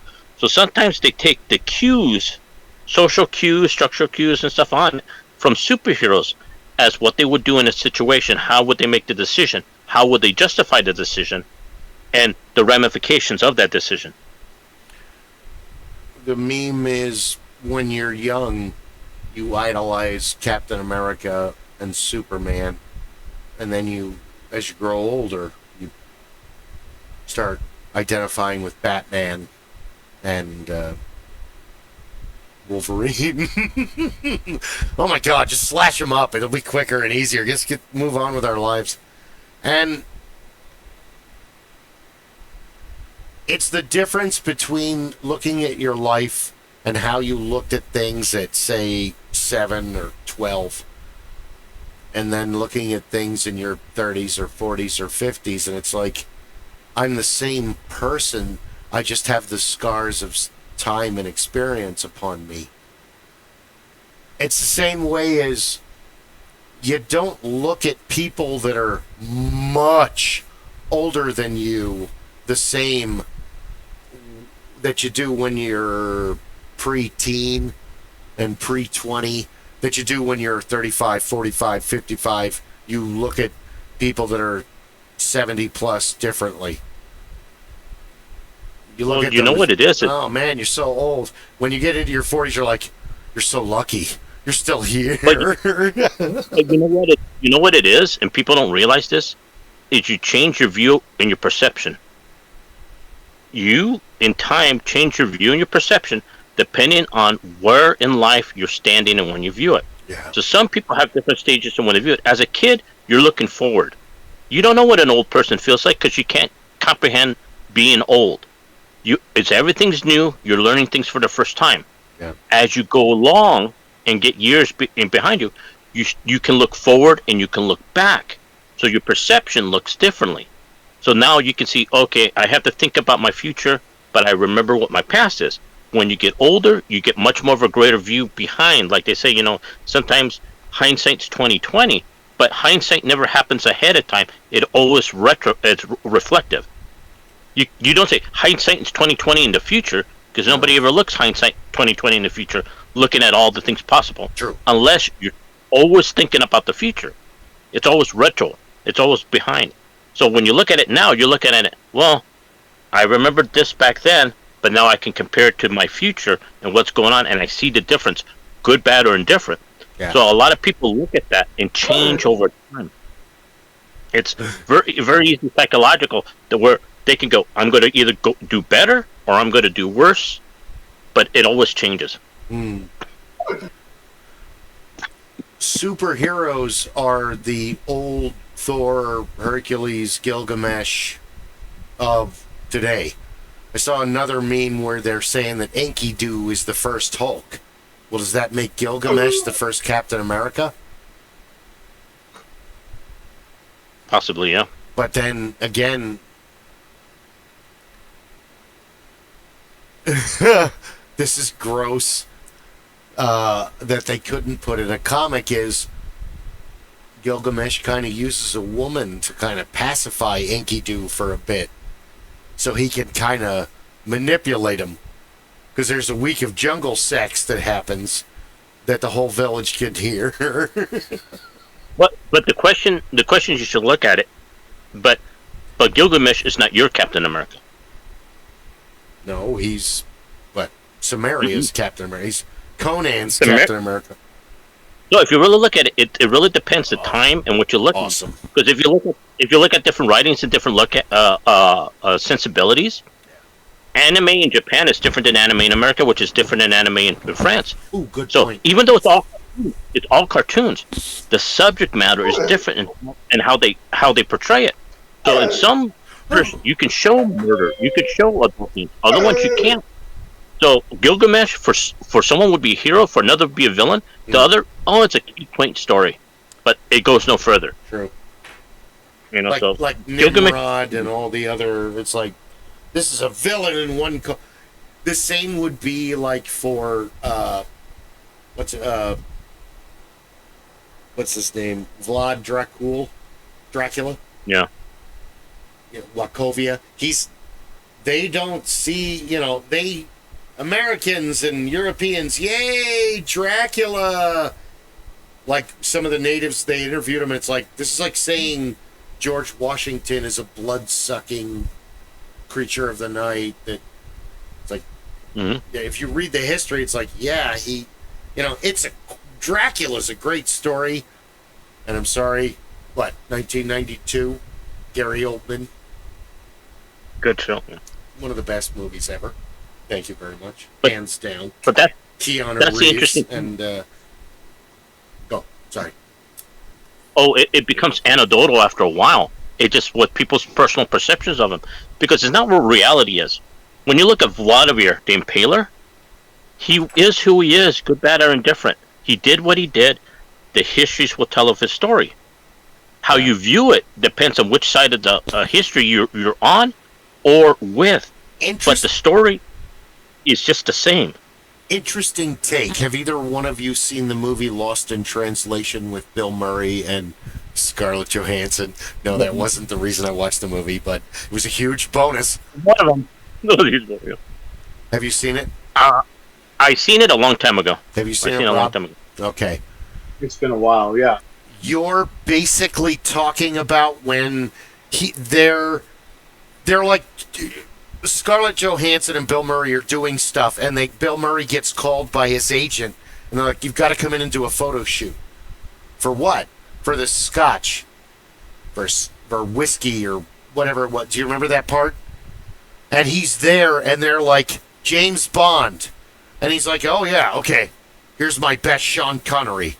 And all of the crew is like, Roger Moore. He's like, "No, Sean Connery. So they have this like argument, and at the end he's like, "Okay, whatever. It's what you want." And then to fast forward to, my eye was already, for some reason, for a couple days, I think it's because of the weather, my eye's been watering, and then I just splashed. I'm a mess lately, so that's fun. But they talk about the show Firefly and the movie Serenity, but I want to focus on the show Firefly and the episode Janestown. Have you seen that one? Either one of you? It's been a long time. Don't worry, I remember that one. DVDs of it. Thank you. Yeah, just agree with me. I'm crazy. So, at the end of the episode, an innocent guy gets killed defending Jane, and Jane knows he's kind of a chaotic neutral turd. He knows his own nature, and it bothered him that the kid jumped in front of the gunshot because he was fighting Red Hessian or whatever his old. It's the whole episode, and he's like, it doesn't make any sense. I tore the statue of me down. I'm not a good person. I don't deserve a statue. Why would they do that? And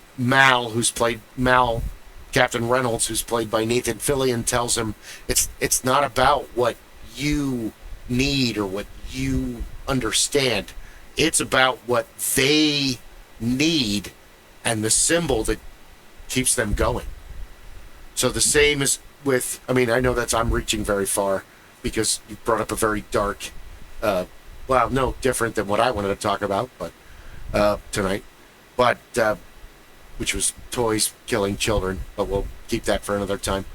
But yeah, there is an analogy where it's the same thing could be said with the adults and Jesus, and I was saved at the time of. You needed a symbol. You picked yourself up. You dusted yourself off, and you went forward. Whatever flag you want to wave. I prefer to wave superheroes, but go ahead. Well, it's simple when you look at it like third-person omniscient. Yeah. When you remove yourself far from the problem, it's the problem. Like I was told this in class in college one time. It's the problem with the 6 and the 9. I put one number down on the table. One person sees the 6, the other one sees the 9.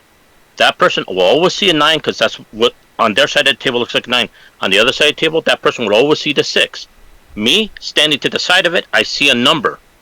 I can flip it around to you see the 6 and he sees the 9, but it's still just a number. No, yeah. But you weren't wrong, and he wasn't wrong. Now, I go back further than that, and I walk into the room, and I see what you 3 guys are doing, and I see you guys fighting over a number or a thing on a table. Yeah. That has no relevance to anything at all. You're answering the philosopher's question, but the enlightened person wouldn't say 6 or 9. The enlightened person would look for someone to go, is this a 6 or a 9? What? How do we start? Okay. Well, an enlightened person would only know it's a number. Would just know it's a thing on it. Yeah. Then they would ask what it's the value of it. But what happens is, you would have been the person coming in looking at it, because you would have never got into that argument. No, and So most people get into their ways, and it's anecdotal. They see, oh no, it's a 6. It's a 6. It's definitely a 6. Well, they're only looking at it as a 6. They're not looking at it from the other person's perspective. They're not looking from the third person's perspective. No. And they're not looking at the person's patient. Can Cadet Stimpy resist a red candy-like button? No, I can't! Yep. No, I can't. You're welcome.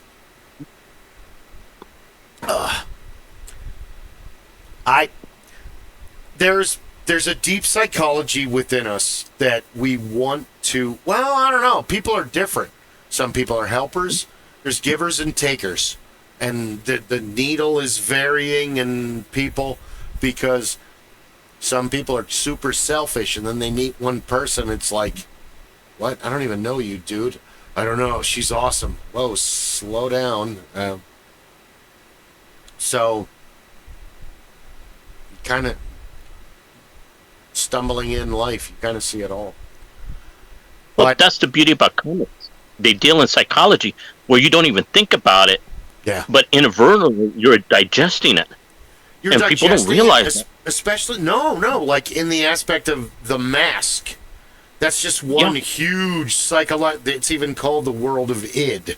And what is it? A savage land. Thank you, Freud. Here we go. Yep. That's so super developed that your new wave of cartoon heroes with like Jimmy Neutron and SpongeBob and, you know, can SpongeBob beat One Punch Man? Answer in the comments below. Like and subscribe, folks. So, Jimmy Neutron is the aspect of a hero, and he has several episodes that go deep into it, but that's Nickelodeon, and Disney's answer to that is it's actually a bad. I want to take back that last half a second of statement, because Jimmy Neutron was its own thing. They were trying to create a Batman as a kid because he doesn't have a suit, but Goddard is pretty much the Bat Belt, his mechanical dog. And he has 2 moronic friends that serve as Robin. Carl, oh, I don't know, Jimmy. Llamas are my favorite. And then you have Sheen. Oh, yes! Oh, Ultra Lord! Oh, Ultra Lord! Sheen Estevez. But you want to know the funny thing about it? Which? Is that Jimmy Neutron, or the one I was about to say? Any type of cartoons and stuff on it is to introduce thinking ideas to the regular individuals, so they can grasp basic fundamentals. For helping, so if you go in talking about the id, most people will turn off and go, "What the hell is this?" Well, no, I was getting you interrupted me mid rant, but I wanted to hear what you said anyway. So that's, but Phineas and Ferb do a whole episode where they do psychology, and they go into Candace's mind, and her id is obsessed with Ducky Momo, which is a character for very little children in the show. Ducky Momo, like her id is like a hill giant female, based only real dumb. Mm-hmm. So yes, but you're right, where the id is the Hulk that the very small children identify with from 0 to 4 years old. Hulk, King Kong, What's another one? There's 3 of Godzilla them. right now. More Godzilla right now. Godzilla, Hulk, Godzilla, and Godzilla's King more than- Kong. Because Hulk and Godzilla. Godzilla's the modern King Kong. Well, Hulk, Godzilla, and King Kong can do whatever they want. There's no stopping them, and that totally appeals to a 3-year-old child. It's just mass destruction, and we'll feel bad about it later because they don't process repercussions yet. It's just mindless chaos. Well, actually, it's not. No. No, it's not mindless Okay. chaos. Well, the You story, assume no. that it's mindless chaos. No, Yeah, it's not. Even Godzilla it's not mindless chaos. It's nature's answer. yes. It's a response to something. right. So it's not mindless. It comes as a purpose. But guys, It's like the weather.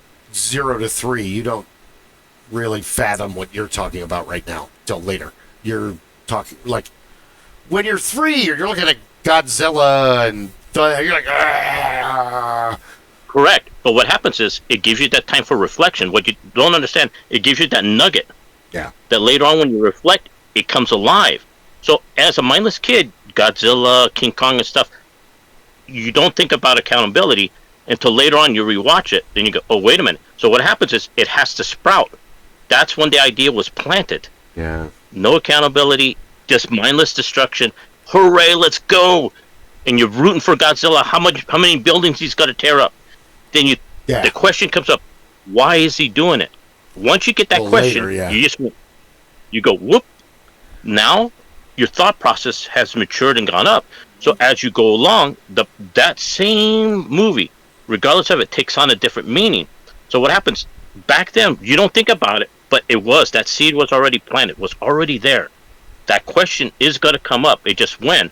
Then when you rewatch something when you were younger and came back to it, you look at it with new eyes, then it changes the whole thing for you. Because then you go, oh, now I get it. I will give So- you that because, in a sense, the movie Guardians of the Galaxy, especially the first one, is kind of like a space Gilligan's Island.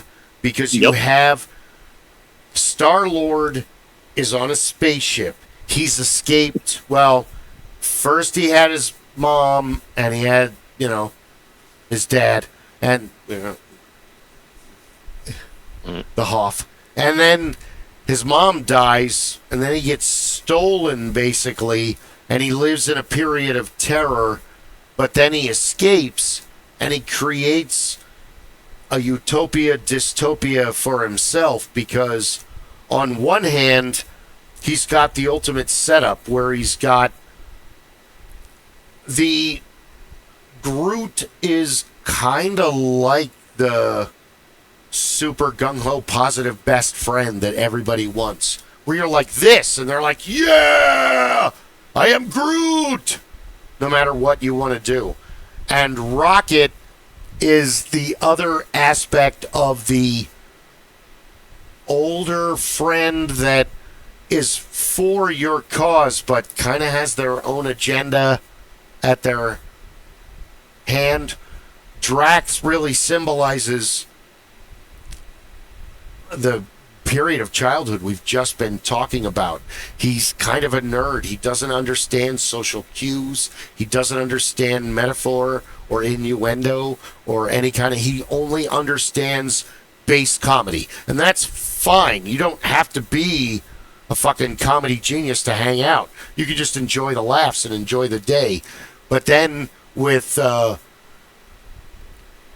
two women, you've got this moonlighting kind of situation with Gamora, and then you've kind of got this almost adversarial hot chick with Nebula, with the way their relationship works. Because The thing with Guardians of the Galaxy, it's a lot deeper than that. it is, and a but lot of people. Yondu doesn't come until later. I was avoiding that right now. No, I wasn't talking about Yondu, but I was just talking just into the first Guardians of the Galaxy. Is that you have Peter Quill that's running away from family because he doesn't want to face the fear of losing his mom. So what happens is most kids went and watched it and was watching the adventure of Peter Quill. What's going to happen next? But the feels come in when he loses his mom. Because I remember being in a theater and I saw kids crying and stuff because he lost his mom. And he went through it. So the whole Guardians, if you really look at it, if you come up and look at it, are parts of other people that you meet during life. Yeah. So Gamora is, if you look at it, it's a modern woman. Independent, fierce, modern woman, going to get what she wants, works for her dad, and go straight through.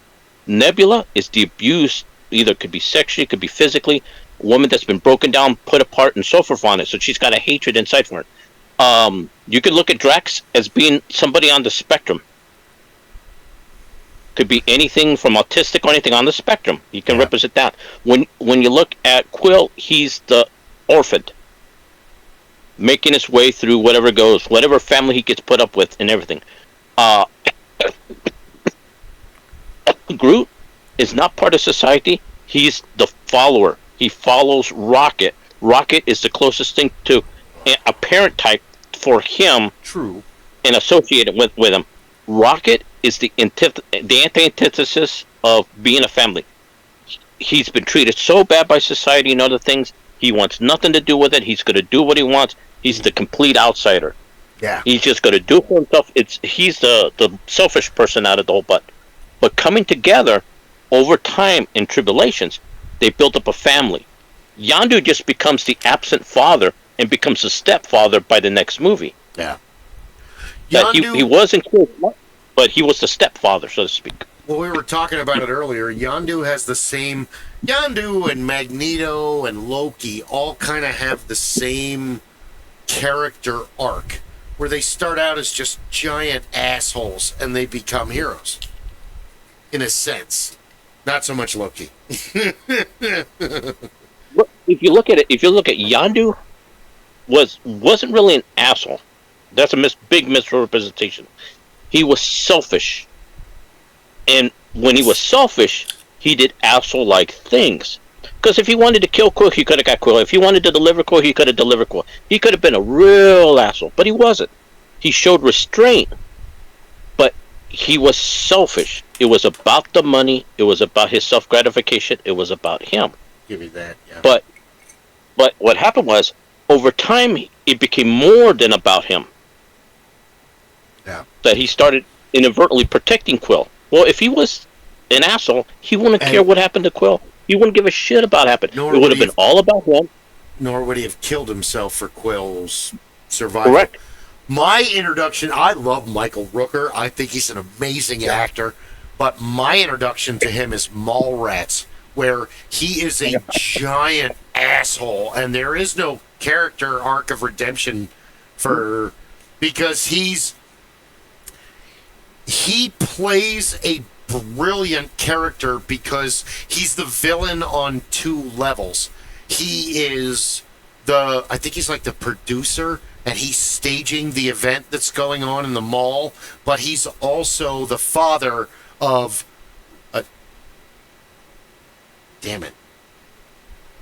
Jason Lee. Thank you. He is in love with his daughter. So you've got the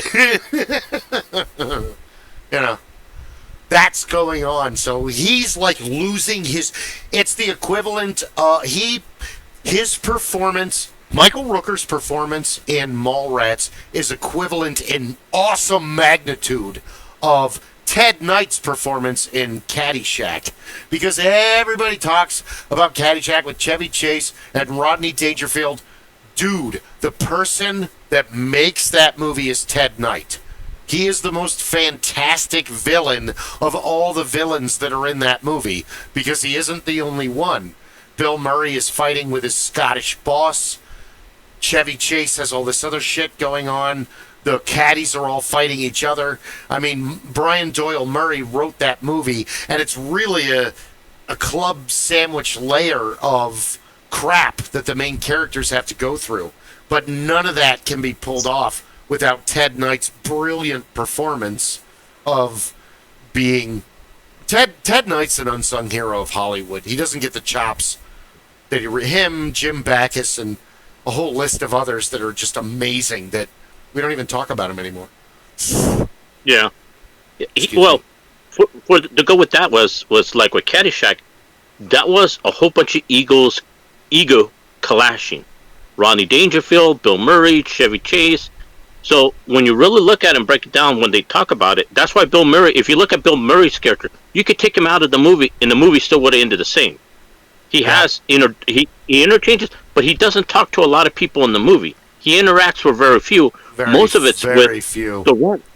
So he's basically there as a foil, but they introduced the Gopher later. It wasn't originally in Caddyshack, but they made him the adversary of Bill Murray. They had to give him a foil, Well, him and Chevy Chase were having a problem where Knight did the best out of a situation and made the glue. So I agree with you.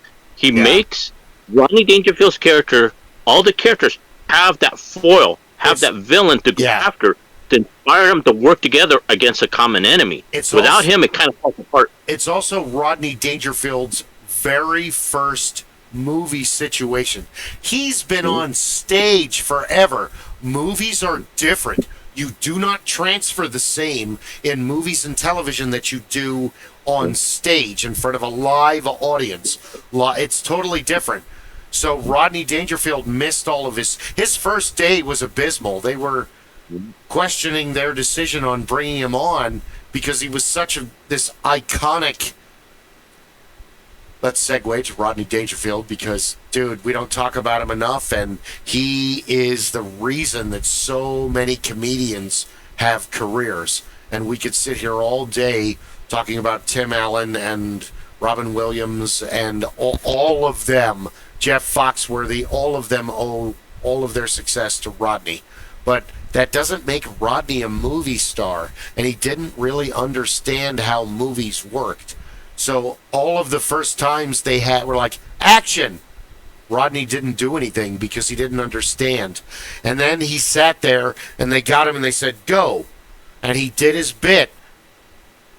And they did it again. And then they had him do another scene, and they had him do another scene. And then later they look over, and they see him being all stressed out under a tree by one of the greens. And they walk up to him and they're like, are you okay? And he's like, I'm terrible. I got to quit. I'm no good. You don't understand. And they're like, Rodney, what's wrong? They didn't laugh. None of them laughed. I'm not funny. I can't do this. I'm only good on stage. This is not working. This is not, because he was out of his element. He was completely like, all of the tools that he had learned from live audience don't transfer well on camera at first. It's even now doing that. It's weird for me to be talking to a little circle as opposed to talking to a group of people because, well, I learned how to do all my comedy out at the Renaissance Festival, and, well, I'd like to apologize to everyone pre-1990, like Billy Madison. I'm very sorry. I thought that was funny, but it turns out, oh my God, that was terribly rude and horrible, and I'm a giant asshole. Oops. So I'm still making mistakes. I'm no better now with.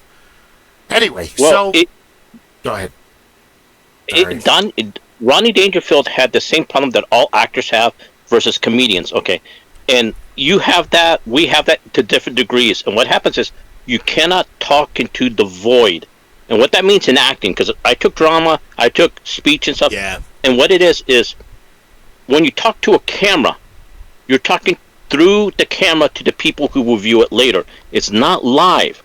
So what happens is when you're in front of an audience, you have interjection by the audience. You feed off the audience. It's like you, when you get on your soapbox, you can only work when you have people to work with. But when you're like doing this show, let's say when like people do YouTube, the difference with it is when they get in front of an audience, you rely on the live audience for give and take to see what you're going to have your material and to have somebody shoot back and forth ideas. But when you're in front of a camera, there's no such thing. So what happens is you go scripted and you go, this is what I'm going to do. This is my idea I'm going to convey. This is how I'm going to come across, and this is how I'm going to produce it. Rodney Dangerfield couldn't reconcile that because he wrote scripts for audiences, not for cameras. So he couldn't judge how he was, how he is. Right. Not at first. Until he understand this is what they want me to do. Well, This is the kind of thing I get. Then I could talk to a camera. You're totally right, because they went over to him and they're like, "What's wrong?" And he's like, "I'm not funny. I gotta quit. I'm not."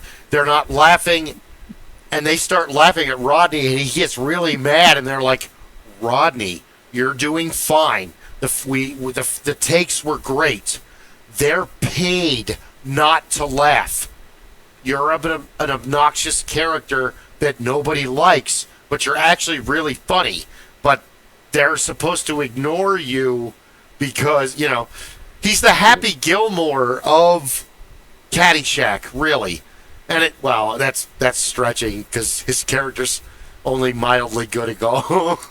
You find out later. But and then later they let Rodney watch the dailies, where they kind of like filmed a bunch and then they printed him up, and he's watching the screen and he starts smiling and he starts laughing, and they give him like 10 minutes, and they walk over and they're like, "Rodney, are you all right?" And he's like, and he points this, he's like, "I'm a movie actor." Because previously to that, you're right, his only experience in front of a camera was Ed Sullivan. And I love Rodney. My dad thought he was hilarious. My mom hated him. So I always thought he was amazing. And I've watched 2 of his documentaries. And the one documentary that I absolutely love is they talk about Rodney wanted to be in show business.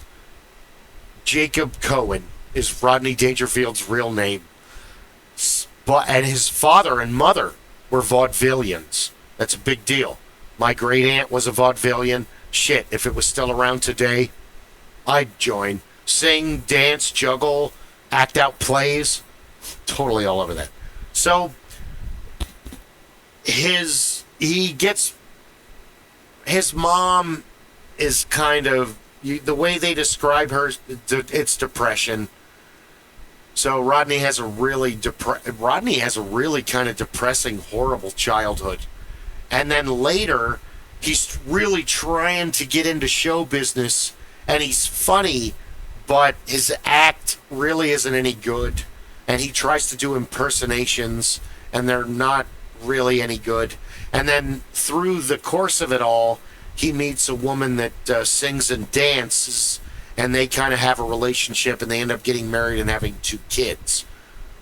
Well, that kind of changes everything, because his stand-up career dies, and she can't go on the road because she's pregnant. So Rodney Dangerfield becomes an aluminum siding and sales and installation purveyor. So literally, Rodney Dangerfield would knock on your door in the middle of the afternoon. What was his real name again? Huh? What was his real name again? Jacob Cohen. Okay. So, just to put it into perspective, that was not Rodney Dangerfield. That was Jacob Cohen. Yep. Jacob Cohen was Jacob Cohen. With his wife, he was the luminous side. Rodney Dangerfield was not born. That's a persona. That's his dick. So Rodney Dangerfield, at this point in time, does not exist. It's interesting that you say that, because Rodney Dangerfield, his wife starts to drink a lot, kind of like George Carlin's wife, has a problem with alcohol. And I would never make light of that. Dude, alcohol's a bitch. I drink too much all the time and make very horrible decisions. And, those that are getting help, please stay strong, go for it. But he would work all day, come home, feed his kids, take care of them, get them in bed, and then he would go down in the basement and he would write jokes out and cross them out and write them again and write them again and write them again, getting high in his basement and drinking. And he would stick these jokes in a duffel bag. So for 20 fucking years, he's in his basement writing jokes. So when his kids are old enough that he doesn't need to be there all the time and they're stable, because he makes jokes about his kids, but they did okay. So he has 22 years of one-liners memorized in a duffel bag, ready to go on stage. And that's where, like you said, Guy, Rodney Dangerfield, the black suit, the red tie, no respect. No respect was, I get no respect. I tell you, I get no respect. And he and Johnny Carson had a feud because he wanted to work with Johnny, and Johnny was a little bit apprehensive because Johnny viewed Rodney as a little too wild to start collaborating with. And I get that. I see Johnny seeing Rodney Dangerfield for who he is, not authentic, because I'll give you a perfect example. In the same era, George Carlin, Rodney Dangerfield. Okay. George Carlin was a clean comedian at first in the 60s. Yeah. In the beginning, was a clean comedian. But what happened was, he was no better than any other comedian. He was rounded up with it. Yeah. So he was getting attention. He was on Ed Sullivan and stuff on it. He was a clean comedian. But then he said, no, I want to be different. So he started becoming edgy in the early 70s. That's where we got the George Carlin that we got today. 7 dirty words and yeah. The 7 dirty words, all the ones that we loved, but he was always George Carlin. He wasn't another persona. To give you an example, this happened the opposite way to David Bowie. He was Iggy Stardust. He was always Iggy Stardust. That's everybody knew that. Hold but on, he had to destroy that. He had to destroy that. Wait, let me finish. He had to destroy that to become David Bowie. That's not fair. Comparing David Bowie music. It's still the same. Psychological is the same thing. His character. The man put out 70 plus albums, and he was a different character for each one of those albums. That's not fair, Guy. That's like no, it's totally fair because David Bowie said so. David Bowie is the saint of music because every fucking album has a different theme. But this is association. Rob, get in on this argument, damn it. Where's Chris? Where's Ron? With David Bowie, this is what he said. He says, in order for David Bowie to grow, he had to destroy Iggy. Yep. Because what he said was, everybody thought he was the character. Everybody evolved to the character and couldn't see him who he was, the master music creator.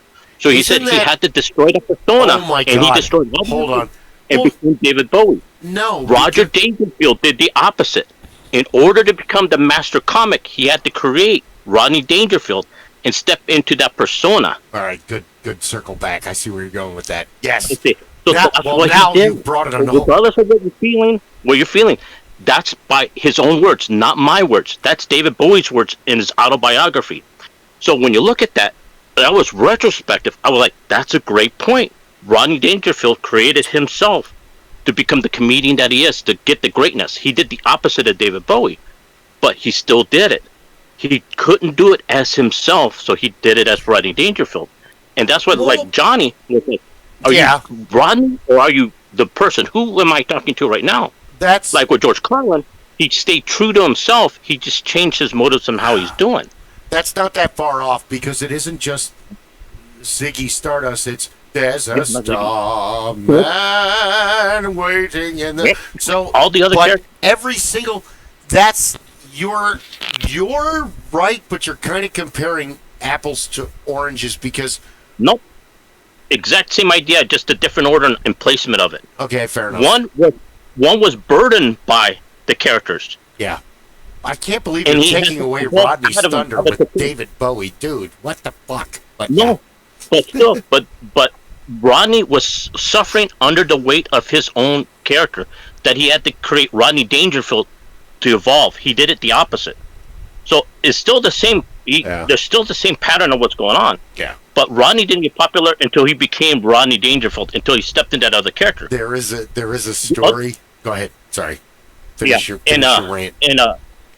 And David Bowie was suffering underneath what they wanted his characters to do, but he wanted to evolve in his music, so that's why he became David Bowie. Then everybody realized the ingenious David Bowie that he is. Yeah. So he was, let's say he was stereotyped as Iggy Stardust. but he didn't want the stereotype anymore. Let's put it that way to make it easier to digest. Well, So he left that stereotype behind to evolve to become.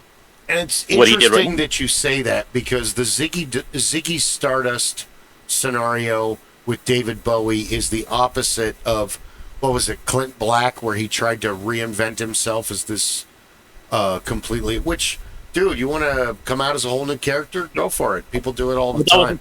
That was Garth Brooks. That's what the Garth Brooks. Thank you. Yeah. I don't Yeah. know country singers in the '90s. I'm sorry. I apologize. Yeah, that wasn't a slight. That was ignorance. Ignorance is bliss. But you see, that is a problem that has been continuously evolving and occurring in the world of, well, quite frankly, in the world of make-believe, which was in the world of actors, in the world of singers, in the world of magicians, in the world of artists. yeah, That is the world of make-believe. You have to create this entity that you can present. So, I mean, some perfect examples, some of the greatest actors and actresses that came out of the 30s, 40s, and 50s, and 60s, even up to now. John Wayne is probably one of the best examples. John Wayne is Marion Morris. John Wayne was a football player who got injured while going to college, couldn't continue to play football, and they said, you do this pretty good, and you're strong enough that you can do all of these other things. So you're a big, strong, lanky guy. I can put you into the movies in the background. You can do things and make money. And somebody said, shit, that guy looks good, but I can't have you billed as Marion Morris. We got to come up with a better name.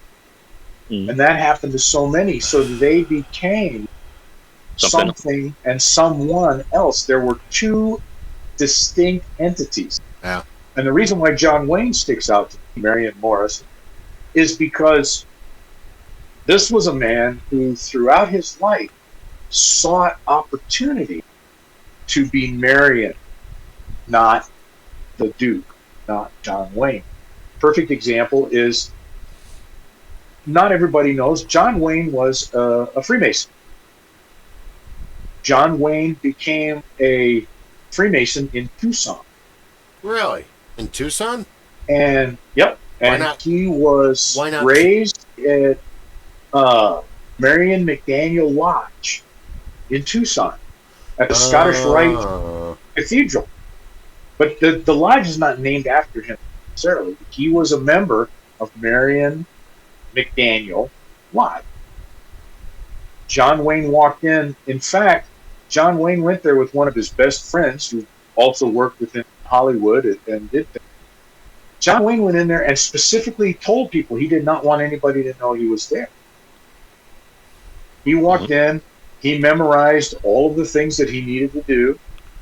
He passed his 3 degrees. He became a Shriner. He was, I believe, in the Scottish Rite. I think he was in the Rite. Because he enjoyed all of this stuff, because it was the idea that here, in this room, he's Marion. He's Brother Marion. He's not the Duke, John Wayne, or anything else. I see him as the Duke, Marion. And you said that, and I immediately, here's your fez. Oh, thanks. And your tiny car. Oh, great. Thank you. Well, that's the funny thing. What Rob was saying is true, is that sometimes the persona, it's like Natalie Portman. It's like Natalie Portman. It's not Natalie Portman. That's her stage name. She has another name. So we all know her as Natalie Portman, but that's not who the real person is. She became Natalie name Portman. Isn't really Zombie. It's not really Zombie. It's Cummings. It's not. Yeah. Well, what happened? Another great example from our local area. Alice Cooper. Vincent Fournier. Exactly. Cooper. He was a cross-country runner. Mm-hmm. That was what he did in high school. He went to high school at my arch nemesis school. He was Cortez. Yeah. As much as you would see any local celebrity that would live in your area that celebrity lives in, it was not uncommon in the late 80s to be driving in northern downtown in Phoenix and fucking see Alice Cooper run by with a ponytail. Sometimes with Because his he was out wife. running. Yeah, sometimes with his wife. Beautiful redhead. There they go. Holy crap! I love you! I have like 3 of your albums. Oh, he's gone. Yep. But Out. that's the world of make-believe, because that's all that art truly is. All forms of art are the intention to create something that doesn't necessarily exist otherwise. And it comes from the mind. Even when someone does a portrait, even when someone does a photographic portrait, they are composing that because it is what they see as the proper staging, placement, condition.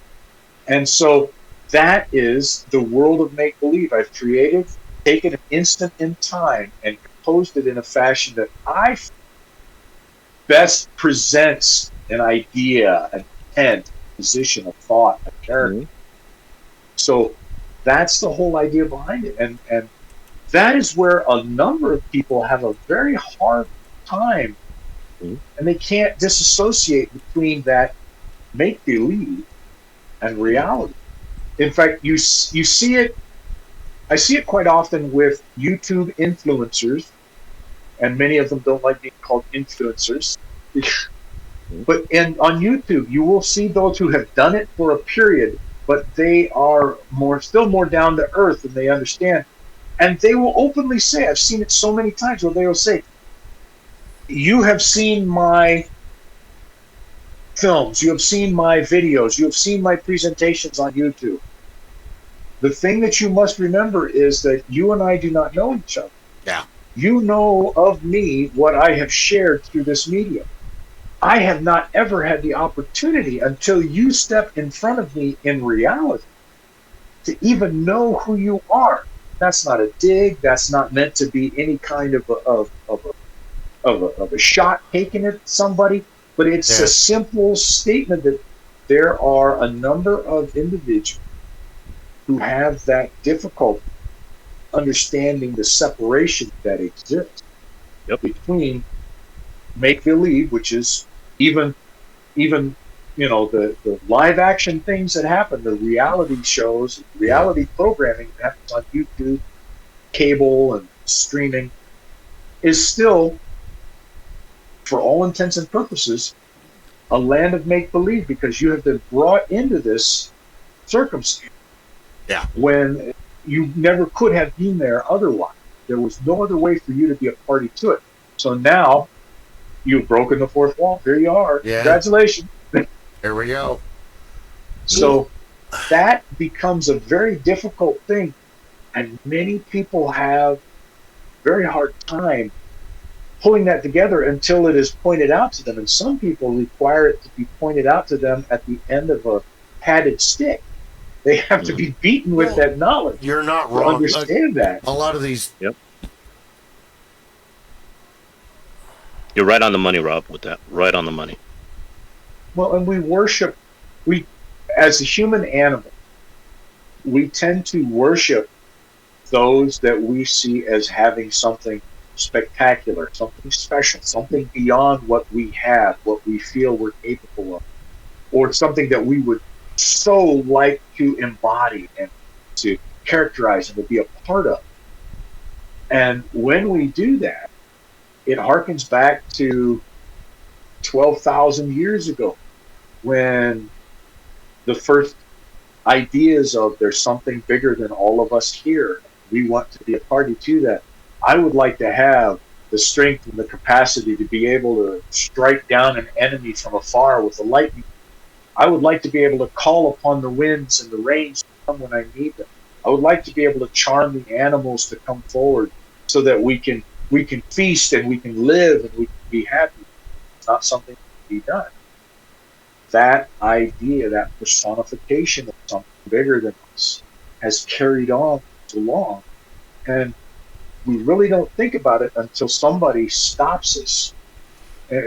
It's that same scene you see now in every comedy film or in every comedy outtake in a serious film, where somebody walks up and slaps the person in the middle of their forehead between their eyes and says, "Wake up!" The McFly moment. It's a pop. Oh, okay. This is reality. This is truth. Truth with a big T, not truth with a little t. Truth is, well, it's kind of subjective to perspective, isn't it? Well, now, there are two kinds of truth. Like they said, you have the big T and the little t. Yeah. You have truth. That's what I mean. Right. You have a consistency. You have an actual truth that is irrefutable, at least based on what knowledge exists in the greater world at that point in time. Yeah. And then the small t, which is the perspective truth.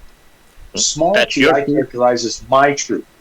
Big T is the truth you can't refute. Yeah. The truth is that I'm never going to stop trying. The reality is I fuck up all the time. Yay! Like and subscribe, folks. It's fun to watch my But the real truth is in between. Because you never stop tired. But there are certain things you get to a point where you're like, it's no longer worth the battle. So you come to a truth saying, okay, I'm going to put my effort somewhere else.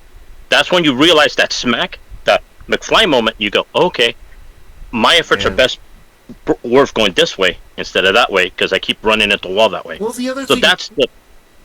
Go ahead. Sorry. No, but I keep interrupting you tonight. I'm sorry, man. No, that's okay. That's okay, Bill. That's okay, Bill. It's been a full moon. There's a bunch of planets aligning. We're in a Perseid meteor shower. It's Mountain Day.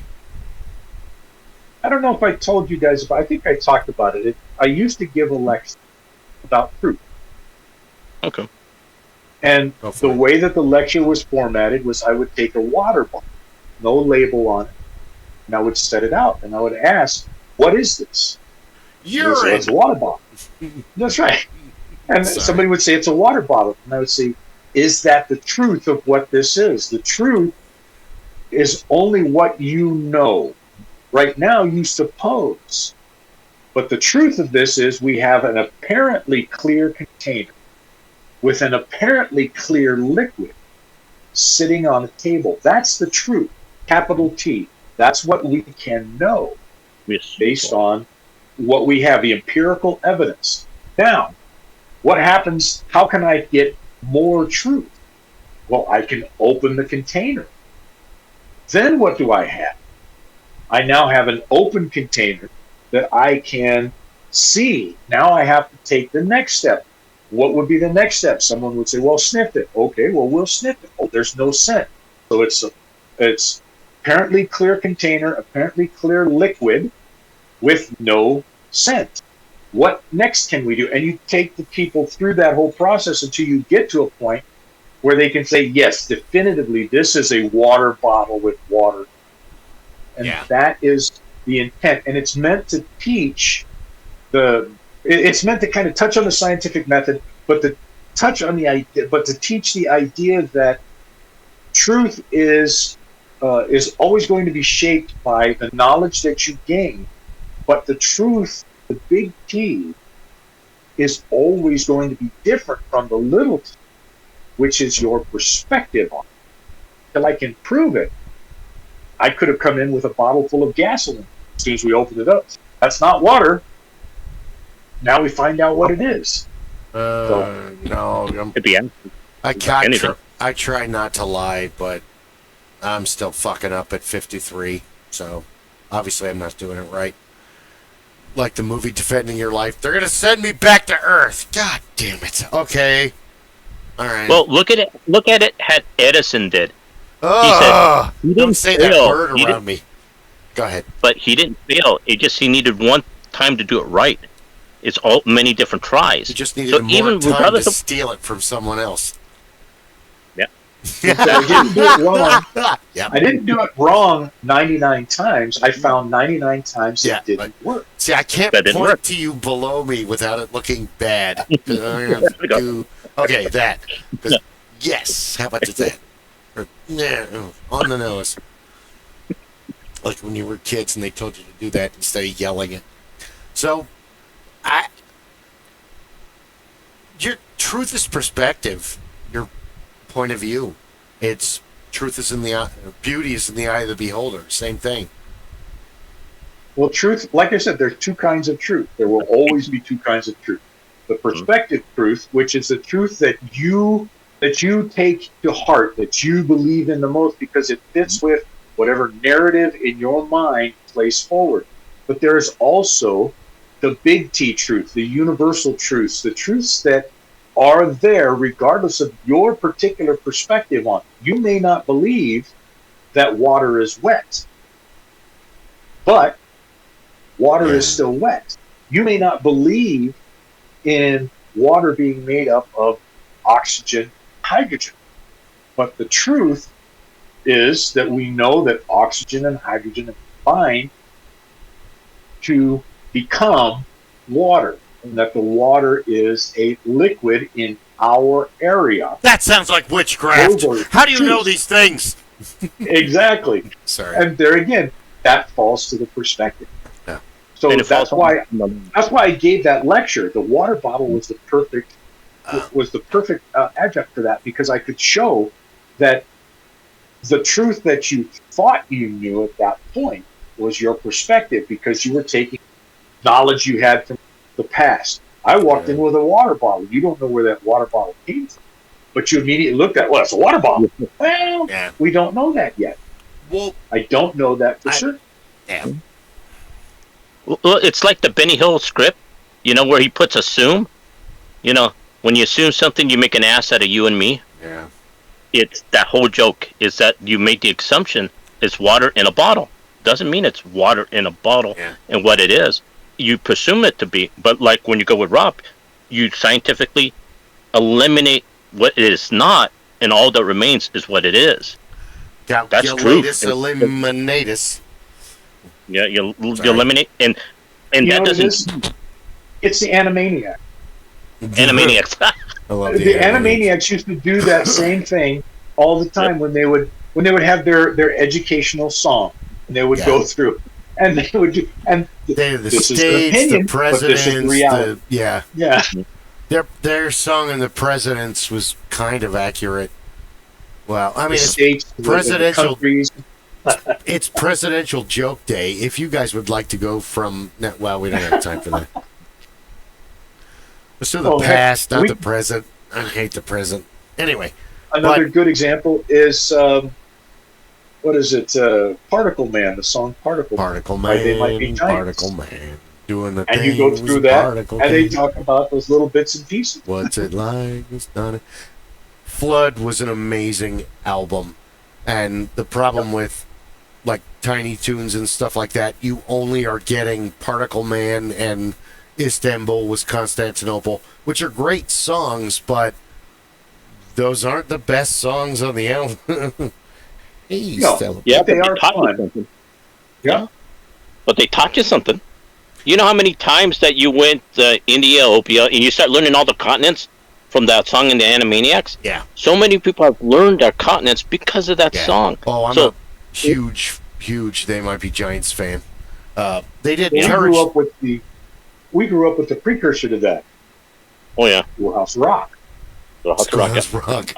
Well, They Might Be Giants also did Courage the Cowardly Dog. Eustace, Muriel, somebody at the door.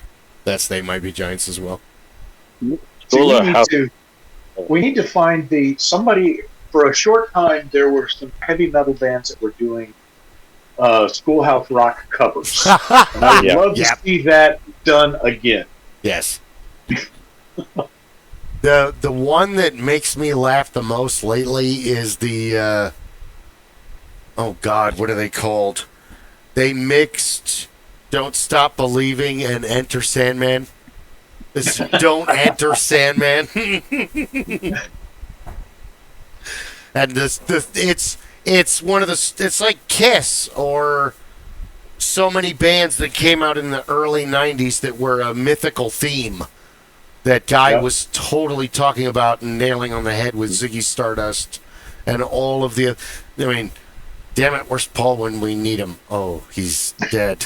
He knows. He's the expert on David Bowie. He was fucking destroyed when David Bowie died. And come to think about it, it's like all you talked about was the Who and the Pogues and multiple other bands. Paul and Dan were two of those friends you have, or for me, Morgan, growing up, the guy and I went to school with. You want to know what's going to be popular in 1 to 5 years? Go find out what he's listening to now. That's the next big. Yeah. Like Morgan was listening to Green Day and Blues Traveler long before they were a big thing. He's like, these guys are good. And then he played them, and it's like, wow. Actually, there are. Give me a tape. Here's a cassette. Because it's 1986. Because it's 1988. Like, yeah. Because we have cassette tapes.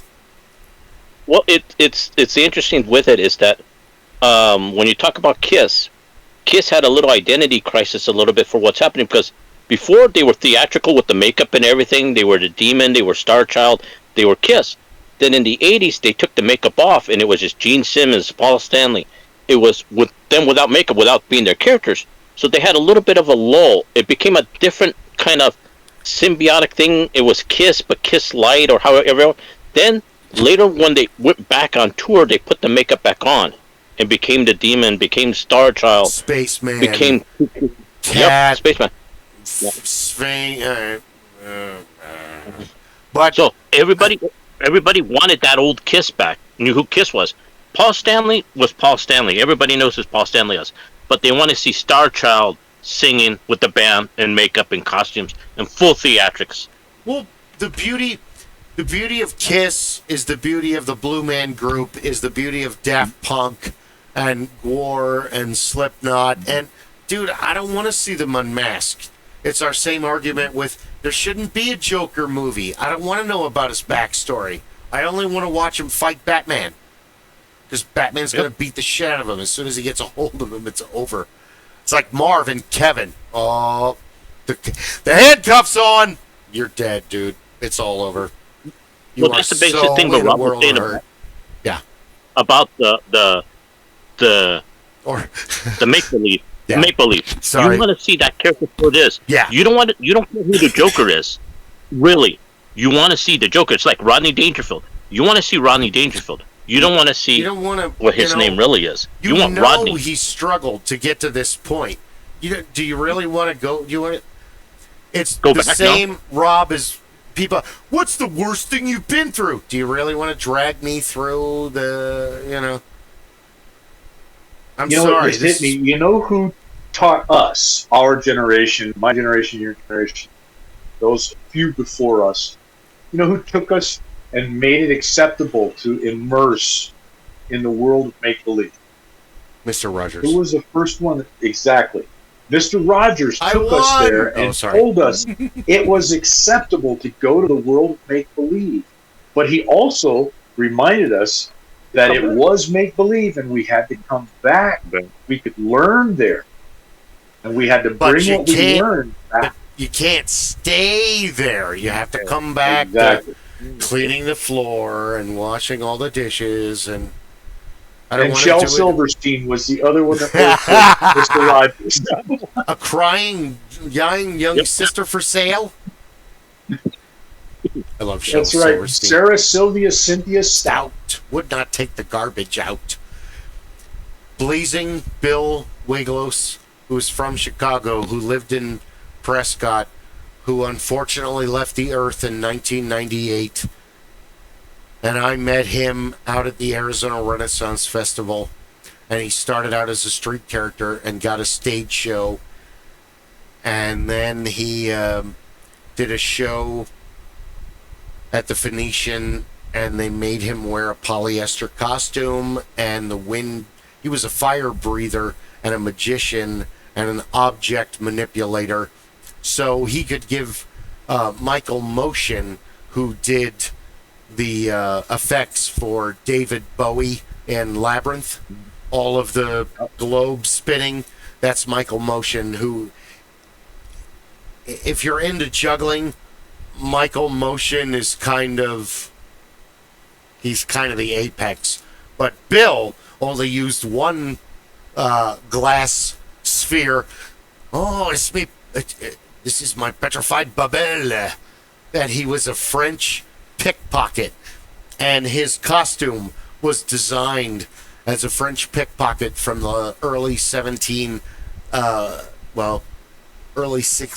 1600, so he had all kinds of shit hidden on him, and he would walk around with this petrified bubble and do all kinds of tricks, and he every night would recite Baba Fats by Shel Silverstein around the campfire way back when we were, well, I haven't been out at the Renaissance Festival in over 15 years, and even when I was out there, it's still awesome.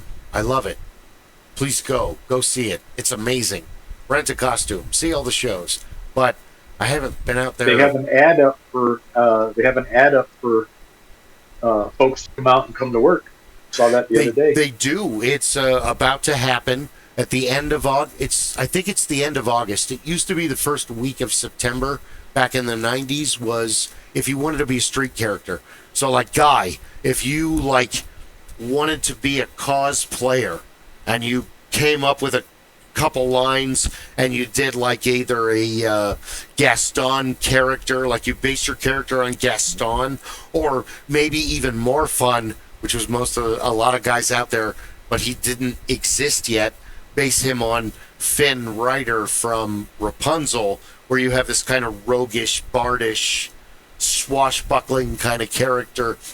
All you have to do is go out there and audition, like Rob said, on the audition day, and if they like you and you make everybody laugh, you're in. You're not going to make a lot of money your first year. You usually volunteer.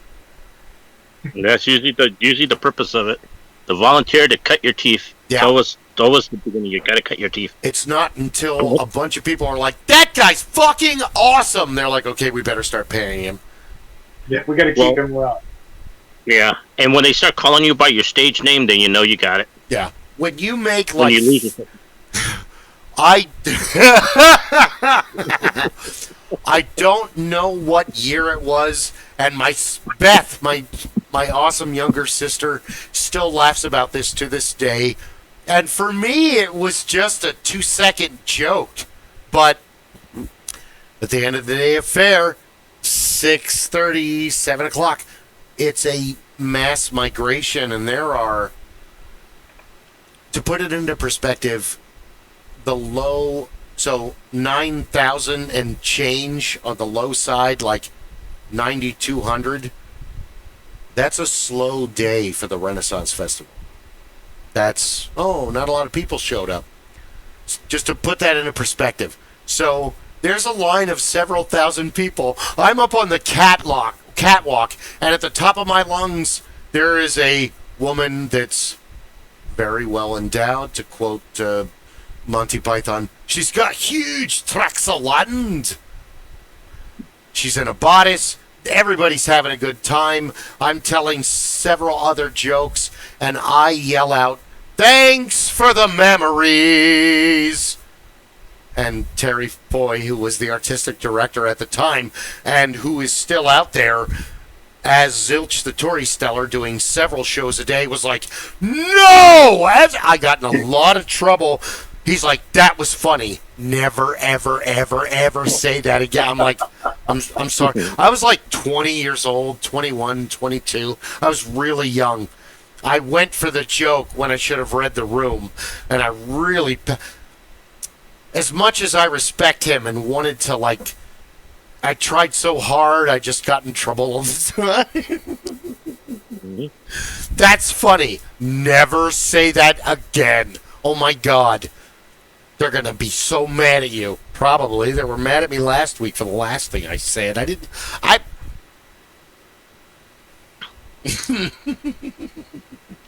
That's why the haunted house, within reason. Okay, so he said this to us. It's a haunted house. You paid him to be mean to you. He tricked us. It's a little bit more freedom. Yeah. There's a little bit more freedom. Renaissance is more.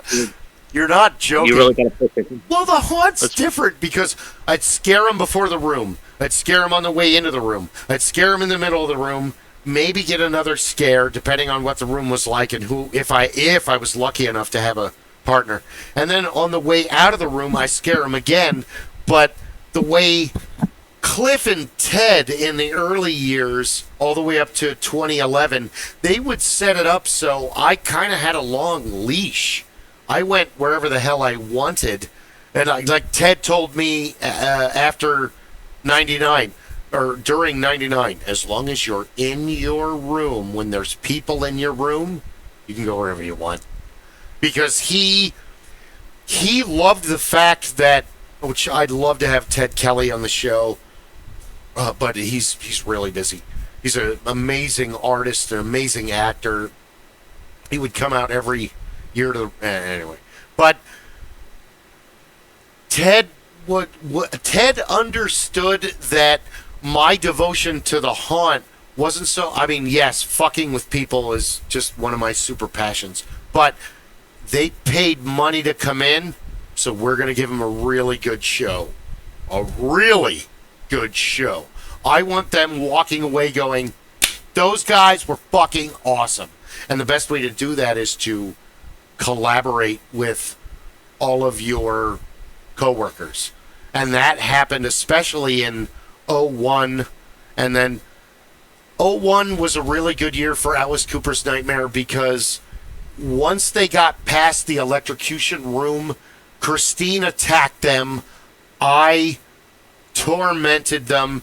I drove them into Sean, but I tormented them as Sean. Sean really tormented them, and then tormented them all the way. They're almost to Kurt's room, but here's me again! And then that actually got me to pee.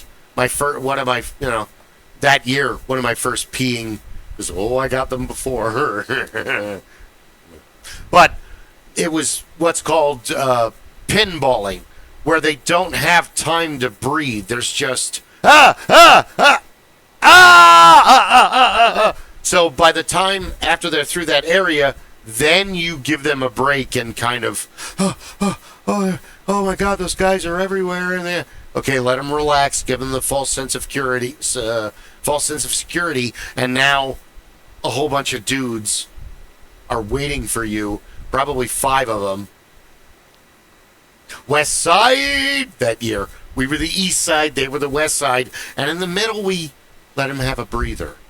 Because otherwise, if you can't have horror, terror, scare, they throw up if you do that. You got to give them a break. It's like you have to give them that energy. You got to get. It's like making them run a marathon at full speed. They're gonna puke, dude. Don't. And if they've had something to drink, they're really gonna puke. And you got to give them a little bit of comedy without being the creepy guy. Yeah. So the cute girls, and you can play it right. You can give them comedy. Their boyfriends don't get pissed off. They laugh it off. Everybody gets that calm down. They come down a level. You move them into the next place. Then they can have out. Hey, buddy. The next person in line can take them and drive that adrenaline back up again. So they get that fluctuation as they go through. They can enjoy themselves without it being, like you said, it can't be a nonstop. You're being attacked and you feel there's no escape. This is not Friday the 13th, and you're running through. It's not an escape room torture scenario.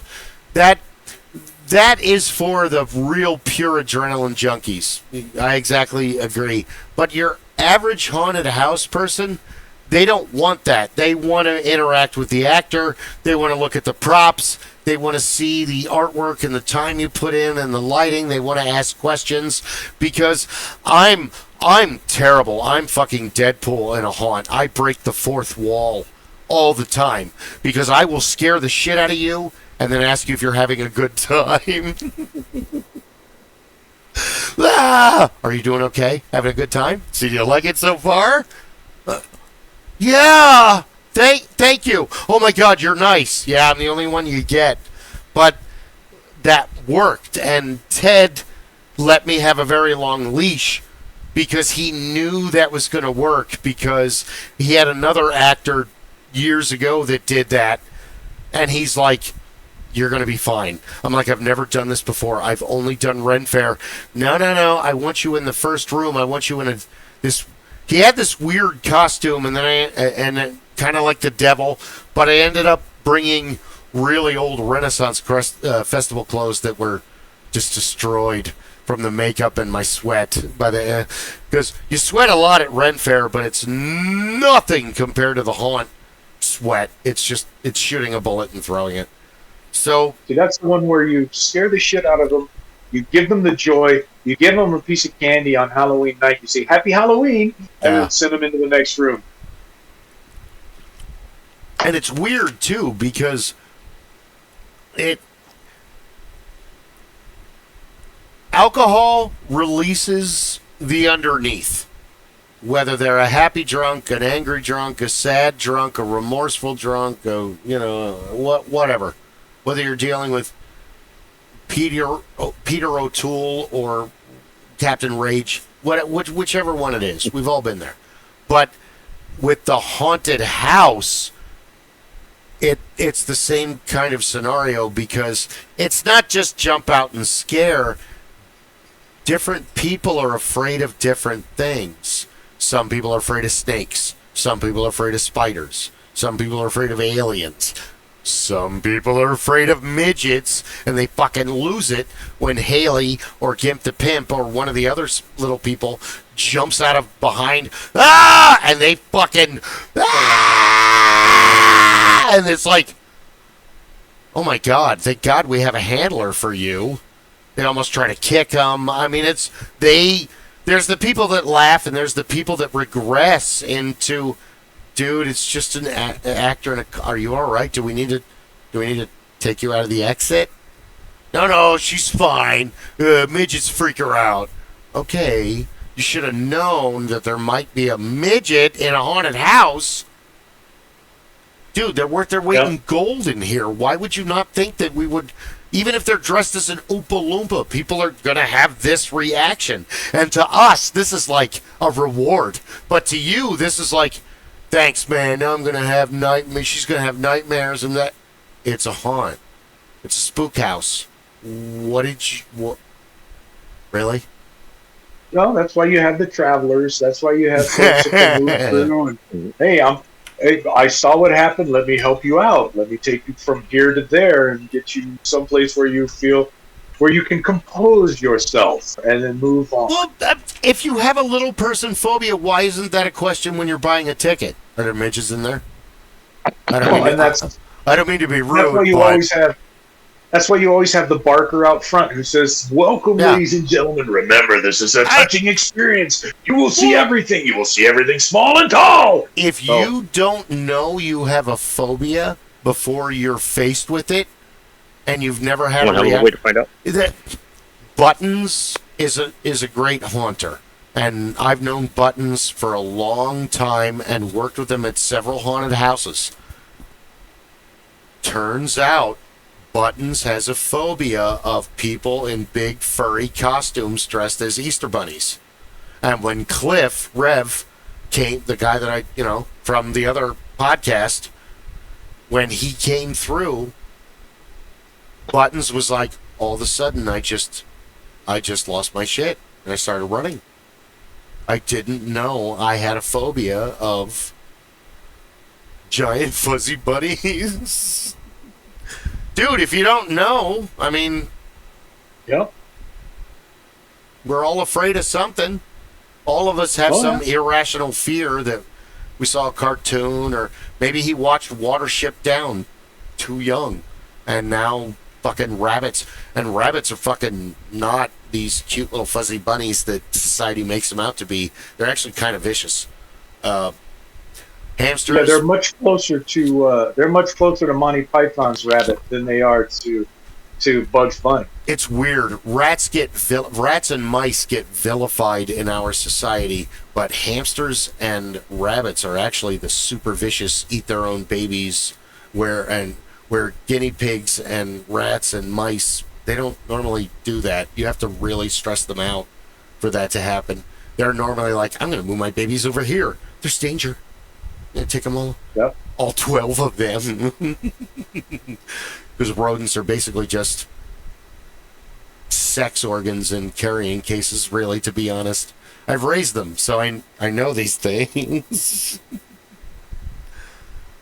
You could put guinea pigs and rabbits in cages next to each other and have a female and a male. And if you don't move that female when she's in heat, 2 months later with guinea pigs, baby guinea pigs. 6 months later with rabbits, baby rabbits.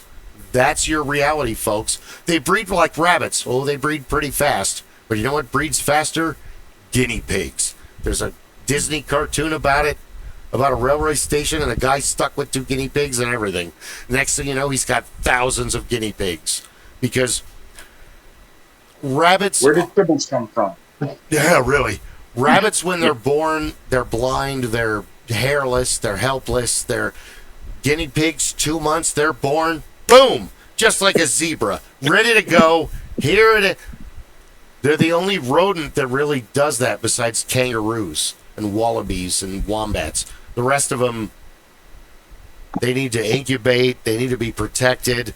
Not guinea pigs, they're ready to go in 2 months. They're the most, guinea pigs are the most efficient small rodent in the family. They're just so they're the effective efficiency of lovebirds of the bird world, where they're like Nazis or fascists. They come in and everybody's like, oh, the lovebirds are so beautiful. They're red and they're green and they're pink and they're green and they're black and blue. And you don't get it. I've raised lovebirds. Lovebirds don't like any birds that aren't lovebirds. And after they have killed every bird that's not them in their territory, they start going through the ranks. And they pick the weakest member. And they slowly kill it. And after that one's dead, they go on to the next one. Sorry. God, this is turning out to be really raptors. Dark. Sorry about that. Yeah. They are still raptors. They're assholes. They always will be. Where cockatiels are dude, they're cheaper, they're easier to train, they're the cockatoos, they're the clowns of the avian world. They just want to have fun. Same thing with conures are mostly like cockatiels and cockatoos, but they're also clowns, but they're kind of needy. They're like having a dog, where you kind of birds are smarter than dogs. They're equally smart as cats, only they're way more vocal and they have a way longer lifespan. Because that was the problem with, like, when my parents got deep into birds, it's like, you don't realize these things live 75 years, like a tortoise. Are you going to be able to take care of this bird after I die? I can't take care of me now. You think I can take care of a bird? Never mind, we're selling it. You know, it's... Because, Guy, you remember, we had all kinds of birds back in the day, in the 80s and the 90s. Because we did... Cockatoos, peacock, no peacocks. Parakeets. Well, there was peacocks in my area. In your area, early in the morning. Yes, but we had macaws, parrots, pionis, lovebirds, quail. Hold on. What are they called? Cactus wren. The ones that are out in the name is on the tip of my tongue. They eat nectar. You can feed them. You can go into the hummingbirds. No, you can go into the enclosure out at the Wild World Zoo out on 139th Avenue in Northwood. They eat nectar. They're called. They're big. They're beautiful. They're colorful. Oh my God! I'm so tired. I've been up since 3. What the? It's funny you mentioned peacocks because a lot of the cattle ranchers in the valley, in the area, always had peacocks because they were the ultimate alarms. If the coyotes came into the area, the peacocks would just go berserk, and the coyotes didn't have a very good time with it because they look so pretty and they're so majestic and they're so kind, and they'll take that coyote and just have a field day with it.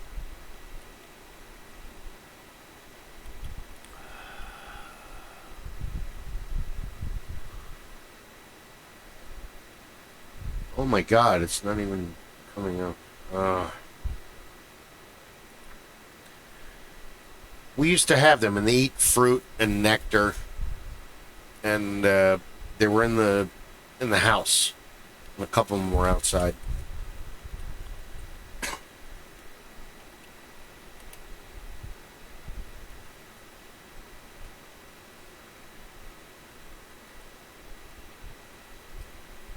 There's still like a whole group of lovebirds that fly around in my area. Yeah, they've been let out.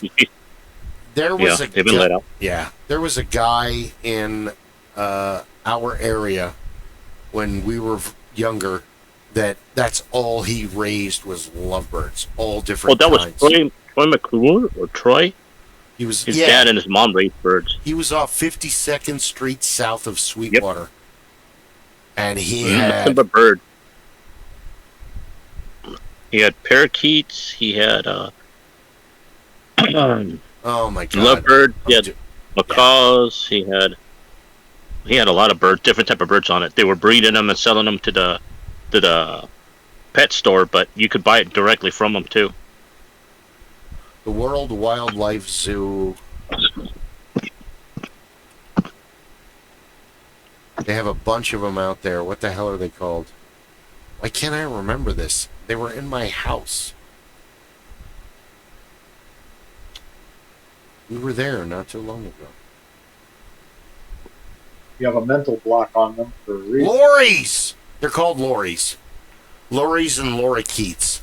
And their tongues look like French ticklers because they're designed to stab fruit and nectar, and they have these big protrusions that come out of their tongues. Their shit is just absolutely foul-smelling, but they don't eat seeds like normal birds do. They eat fruit.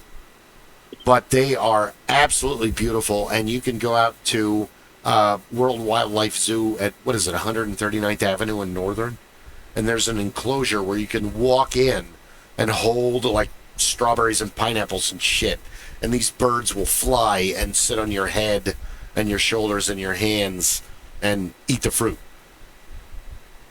Like, my sister and Chip and Willow were out there, and I've been out there several times, and that place has just grown a lot since the late 80s. Lories. I'm sorry. I went on a whole tirade about that. I don't know what those fruit-eating birds had to do with what the hell I was talking about, because I don't remember now that it became a quest. Sorry. Yeah, superheroes. So, they're kind of like birds, in a way. Some of them can fly. No capes! Stratogale! There you go. Edna's one. Edna Mode. She's one of the best characters ever. I love it when Jack imitates her. That's one of the best parts of the second movie. It's so weird. I was thinking about The Incredibles versus The Incredibles 2 on the way to the ranch today, and what I noticed is, if you think about it in a sense, The Incredibles is a lot more Marvel and dark DC for its reality, because it's its own universe. It has its own heroes, its own villains, its own reality, but Mr. Incredible shows up at the nick of time. He's Batman-esque, where Superman comes out of the sky. He's more like Thunderhead or some of the other heroes. And the same thing with Elastigirl and Frozone. So, in the second movie, they focus more on the villains and the whole story arc, and they really should have gone back to when Elastigirl and Mr. Incredible were. We should have had more flashbacks. That would have made that movie a lot better. The sequel. Not that it wasn't good, but it was kind of predictable. Where Jack and the kids again save the film. It becomes a lot better with their antics as opposed to what because in the first movie, Mr. Incredible is dealing with this midlife crisis. In the second movie, it's the long, all familiar tale of the Mr. Mom, stay-at-home dad. No matter how much you try, it's not enough. You should have done more. No matter who you are, no matter what you did. And that's not just my experience or watching the movie. That's across the board. So I like The Incredibles in the aspect that it's a mixture of DC and Marvel's. And yeah, it is the Fantastic Four, but it's the Fantastic Four in the aspect of when DC did the Fantastic Four in, what was it, like they had Metamorpho and Plastic Man and the Phantom Girl. Who's the fourth one? Help me out, guy. You've probably read it. I haven't. I just watched the video. You mean I thought you were going with Creature Commandos, but I think you're going in a different direction. What's Creature Commandos? Is that like the Fantastic Four? It's more than that. It's more like it's Fantastic Four meets the Suicide Squad, but they're all villains, heroes, and all misfits. No. This is the one where Plastic Man and Metamorpho, the Phantom, and the other one I can't remember, get put into this other dimension, and there's this like ethereal Phantom Girl, and they're basically the Fantastic Four. They even do the same Fantastic Four shit that would happen. I can't remember who they're fighting though, or the fourth member. I'm tired. Sorry. Like Rob. No, I've been up very early. Angry old man. The Fantastic Four, The Incredibles is the better Fantastic Four, as the Orville is sometimes the better, newer Star Trek. Oh God, I want to argue that, but yeah, you're kind of right. I love the Fantastic Four, though. I'm a huge fan. Always have been. Bought the comics for years. But, yeah. Yeah. They are the first family of Marvel. Ben Grimm, Reed Richards, the Human Torch, the Invisible Girl. They're amazing characters. But they really don't know how to package them correctly in movie format. But I heard the new movie is good. It's gotten good reviews.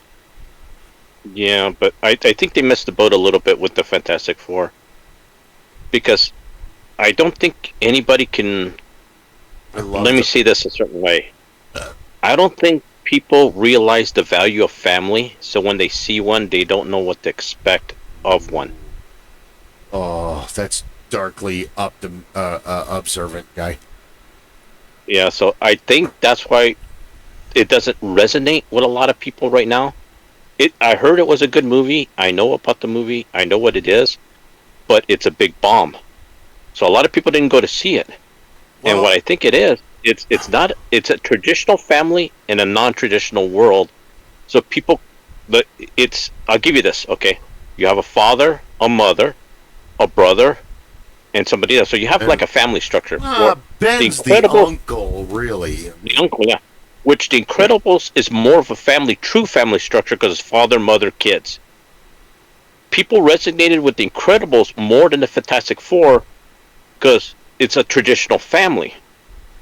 But a lot of people don't have traditional families now, so they can't resonate with that archetype. So what happens with it, like with the Fantastic Four, a lot of people didn't go and see it because they were like, it was like meh.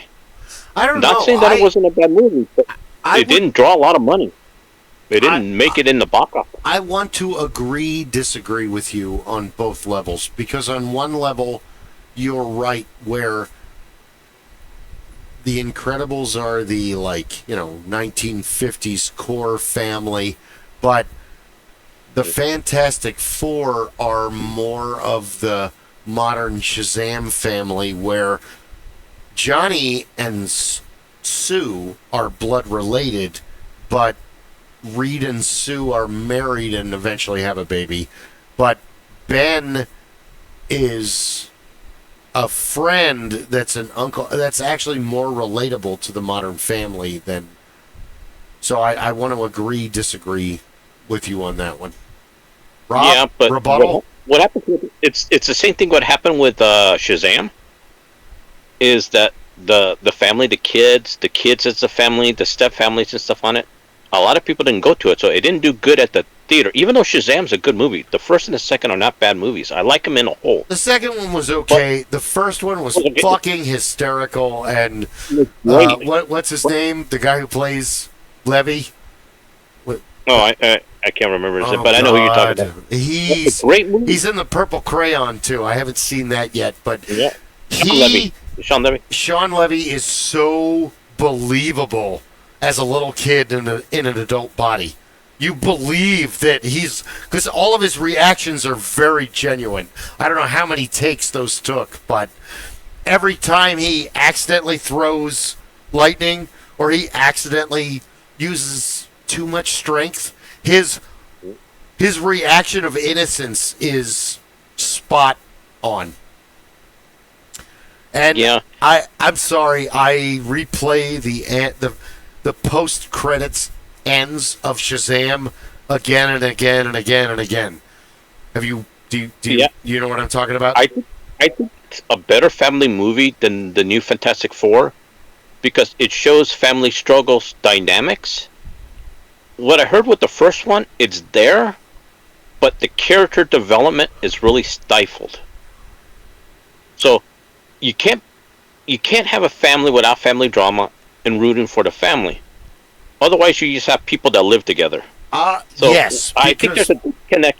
I think that's why the disconnect with the Fantastic Four is, and I mean, Superman beat it in the box office for overall sales, domestically and foreign on it. Overall, for how long it's been in the box office. I hate that it's a art should never be a contest. It shouldn't be, but it is. But the thing is, what happens with it? A lot of people didn't go see it. So what happens was a lot of people didn't resonate. So it was there, but I'm thinking a lot of people are waiting to see it on POV when it comes out to rental. I think people was like, it's like it didn't move the meter. It was kind of weird because it looks good, it looks there, but for a lot of people it was like, it was like meh. Well, But I heard it was a good movie. It rated good on Rotten Tomatoes and stuff, but a lot of people went meh. The problem with the second Shazam movie is they tried to mix taking itself too seriously with the family dynamic. Because the cast... I don't know much about the Shazam story, to be honest. I mean, I haven't read any of his comics. Any of them. That I can remember as a kid. But I read a lot of Fantastic Four. I have one of those giant-sized Fantastic Four comic books. Well, yeah, the Shazam is good in the comics, but in live action, you have a problem that in the comics, it's like with Spider-Man, is that the kids will grow up and grow out of what they are. Yeah. In Shazam, the kids stay little. Billy Batson and the rest of the siblings always stay little because it's comics. They can take decades to grow up. Yeah. But in live action, the problem that they had in the first and second, those kids were growing up. They were getting bigger. Yeah. The kids were growing up. It took a couple years before the second one came out. In retrospect, in the X-Men and in Fantastic Four, you get to see how superpowered people would react if they had to cohabitate. And the first Fantastic Four movie they never made it out. Yeah. But the one with the Thing, Michael Chiklis is the Thing, and what was it? Chris Evans as the Human Torch. Which finally we got a young Johnny Storm. He should be like early 20s. Because that was Nicolas Cage is a great actor, dude. You shouldn't be Ghost Rider. Johnny Blaze is like not anymore. 23 years old. You're like 48. It's not. You're great, but this doesn't. Okay, go ahead. So you're gonna do it anyway. So go ahead. To quote Death to Spoochie, where with the first Fantastic Four movie that we got to see, and Stan Lee makes a cameo, and it's believable because they focus a lot more on the family dynamic. And Johnny fucking with Ben is a constant in the comics. He's always pranking him. He's always throwing fire at him because he can't do that to a normal human. Only Ben is going to be able to take that abuse. Yeah. Ow! Johnny! It's that whole dynamic they have where Johnny is the younger brother that Reed and Ben never had. And Sue has to put up with him relentlessly. I have an older sister. Shazam, she had to put up with me Shazam was relentlessly. always the kids. Shazam was always geared towards the young kids. Shazam was the one that gave the young kids the bridge. So that took them from being, Superman, because Superman was very easy to understand. Yeah. And that took them into something that helped them bridge into other characters. So Shazam was always geared towards the 6, 7, 8, 9, 10-year-old. Yeah. Because it fit with them. It worked very well.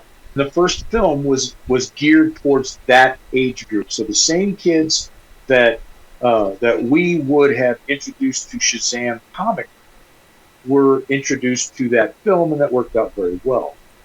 My problem I liked the previous Fantastic Four film better than what I have seen of this one, because quite frankly, two things that come to mind with all the bits and pieces that I've seen, and one is the really bad 60s future film.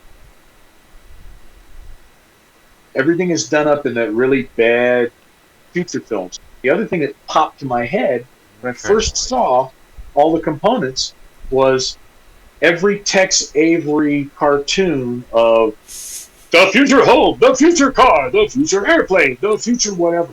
It was exactly the same. All the background, all of the vehicles, everything that was in there. The only thing that was missing, the car of the future. You didn't have that voiceover doing that for you, and that was a big problem that I had with what I've seen. I haven't seen the whole film. In the house of next Tuesday. For me, that was a big problem, and I think that may be what is causing a lot of the issues that, Guy, you were talking about, because people like us are going to be the ones that are taking their kids or grandchildren to these movies, and they're going to be showing them that. And if that's popping into somebody's mind as they're looking at it, they're thinking, well, you guys really want to see this one? Okay. And in they go. Because it's not something that Grandpa's going to hype up or Dad's going to hype up that we really need to go see this. When you talk about the Avengers, when you talk about some of these other films that have gone on, people are like, we got to go see this. This one really looks good. Yeah. So when Grandpa says, and when Dad says, this one looks like it's going to be really cool, we're going to jump on it. We want to go be there. But you're looking at this one and you're thinking, they didn't build it correctly in the public. They didn't let the public know, this is what we're going to do with it. Guy, you had a lot of advanced knowledge. But the general public did not know. This is another case where they should have partnered with Netflix or Amazon, somebody, to put something out there to give people a foothold to understand where this is going. Because those that are into the comic books and the comic stories would have gone back to the previous Fantastic Four films. I'm going to get myself ready. I'm going to prepare myself. The young teenagers are going to, oh, they made that movie before. Let's watch those. And they watch those and they're like, oh, this is kind of cool. And then they see what's coming up with this one and they go, what is that? That's not this. How this and that, they don't combine. So there's no explanation that this is a multiverse condition. This is actually taking place in another place, another time, parallel universe that exists within the multiverse. That makes it easier. Then you've got people going, oh, I want to see this. I want to see what this is going to be. That's why when you had all of the films where we brought multiple Spider-Mans together, the Spideyverse, those actually played very well. They made decent money because you had given them that opportunity. That was also the way that you could explain the fact that we had 3 different Spider-Mans on screen in different films. Now I can bring them all together. And everybody's like, yes, because now we know, we understand the theory of the multiverse. We understand all of those potentials to cross over. So that was an intelligent play. Whether or not they thought about that previous to it, or somebody sitting around in a group like we are said, hey, this is how we can pull this in because we've already given them the multiverse. Yeah. Now we can start pulling things together and we can play into this and we can carry further with it. Yeah. So they missed the boat with the Fantastic Four in that way. If they'd have played it that way, they could have probably pulled a lot more into it, and that would open it up for additional opportunities. They could bring in other characters. They could bring in other multiverse groups, and now you've got a new segue that you can carry and build again. Yeah. I don't think Fantastic Four, this one's going to pick up and carry. I don't think there's going to be a second film for this group unless it's rewritten and they do a lot of front-end work to get people interested to understand where they want to go with it. You're jumping real far ahead in the story with a female Silver Surfer. They kind of jumped the shark with it. Well, that good or bad, she exists. But dude, she's what? Late 90s? Lobaugh. Yeah, aughts? It was a one-off. Dude, it was it's not Nova is his herald long before her. Frankie. Well, this shows that Marvel didn't have an understanding for it, because what Rob explained, they could have done this years ago, and they could have had the Fantastic Four be like Thanos, not an enemy, but a culmination of stuff that came in. Because in the other stories, you have, what was it? In the Marvels, Pulsar gets stuck in another dimension with Beast at the end of the movie. Spoilers alert. But it could have been in the same universe as the Fantastic Four back during the introduction. Yeah. Then you could have had the enemy. They wasted Galactus on just one episode of Fantastic Four, where Galactus would have been great to face Fantastic Four and the Avengers. Galactus would have been like a... Oh God, he's everyone's. This is the worst nightmare. Yeah, they were doing. Oh, go ahead, Rob. Well, I was going to say I would. The problem is, and you brought that forward. So the timeline for this film doesn't match with the point that the female Herald is supposed to come into the tale. So the timeline would have still been the male Herald, based on the original mythos. Now, they did not go ahead and develop this and say, oh, this is actually a parallel. This is a multiverse condition. So in this one, the timeline played out different. That would have given them less pushback on the female Herald showing up. So they missed the boat to cover themselves with a lot of the comic book aficionados, those who are really going to stick to that. And those are the people that are going to put butts in the seat, actually cover the cost of the film. They're also the ones that are going to get their buddies who are to come and see. So that's where you make all of your icing on the cake. You know, the hardcores are going to be the ones that keep the lights on, but they're going to be the ones that bring in the extra money. They're going to bring in family, friends, parents, something's going to happen there because we're going to go do this. And they're also the ones that are going to go see it 2 or 3 times because they're going to bring different groups with them when they go. Hey, Friday night, we're going to go do it. If they still have the midnight movies, that would be that same group. They would be going, what do you guys want to do? Well, you know, we're going to have a good time. And tonight they've got a midnight showing. It's of the Fantastic Four. Let's go.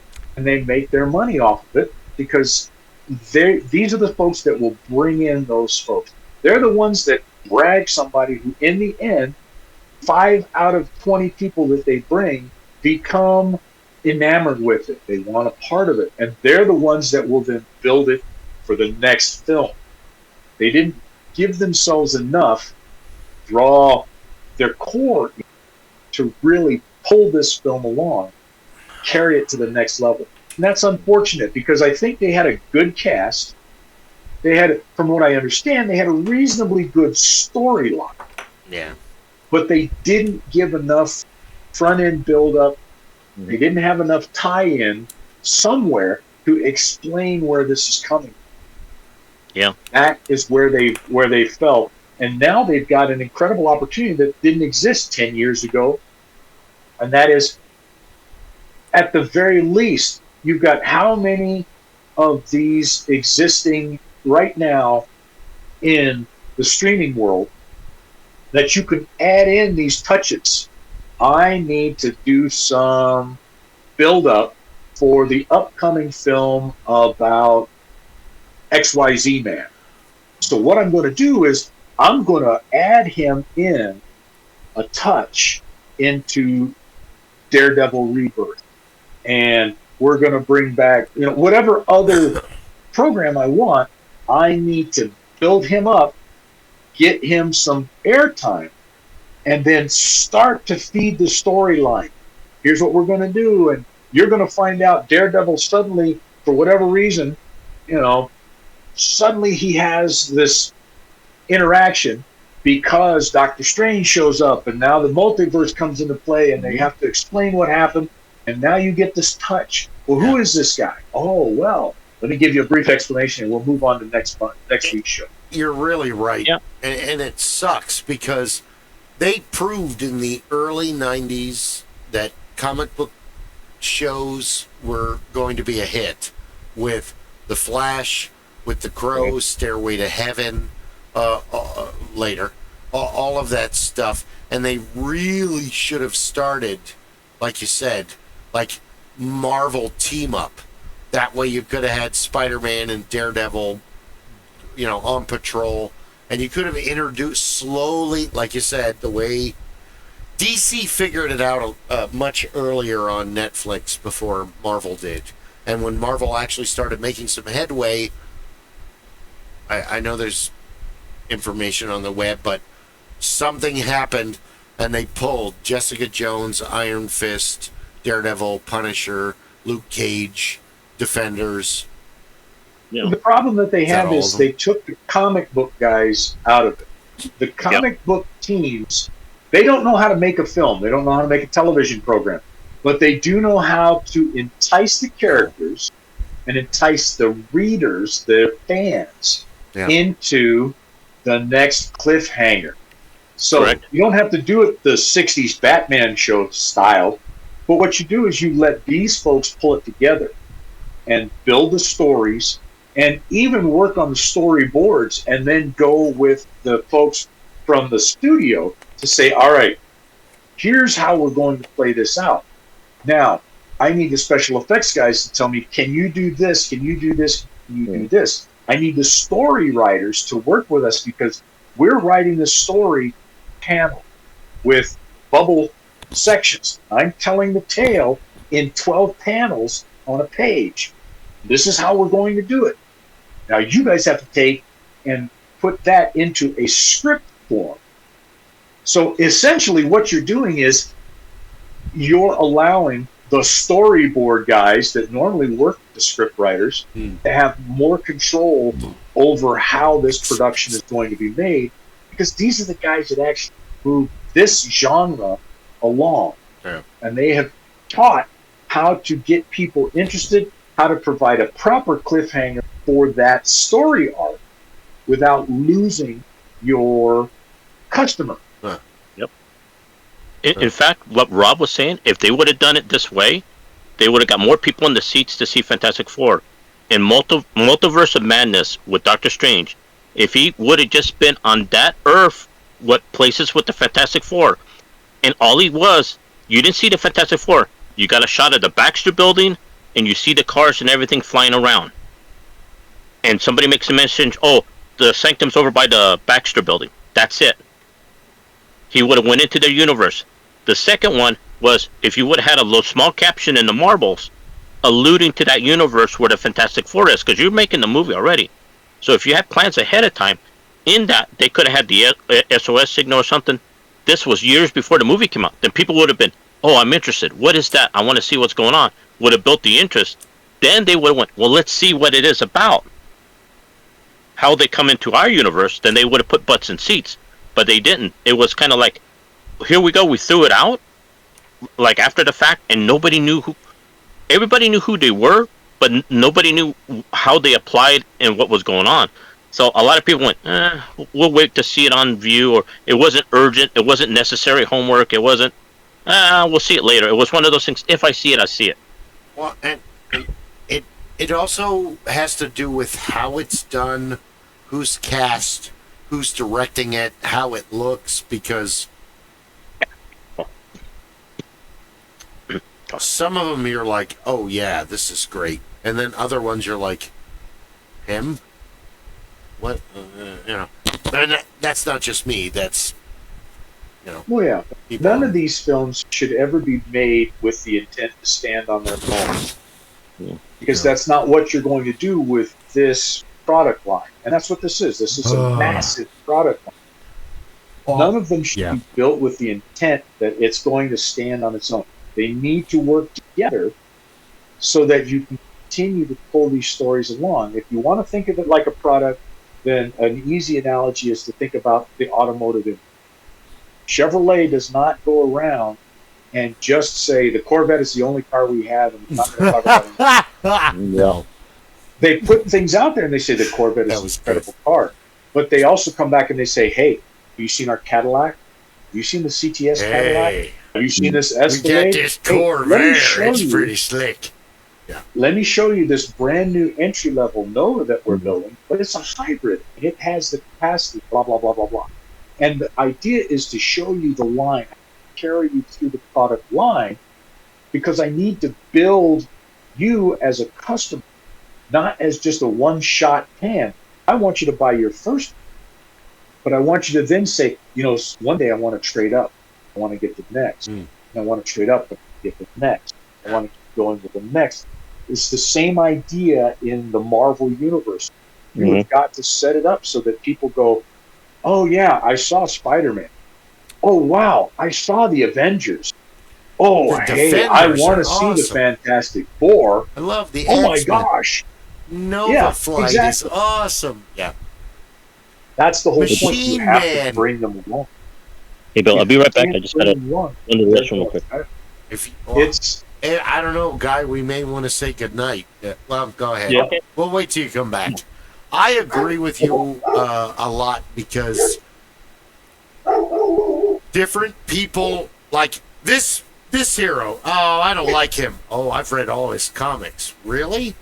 That happens a lot more than you'd think, where a lot of people don't really like this hero or that hero, but then they run into somebody who's a huge fan, and you're like, oh, well, what did you think?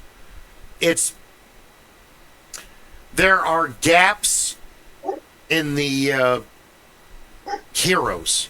because not every series made it. And I've talked about it before.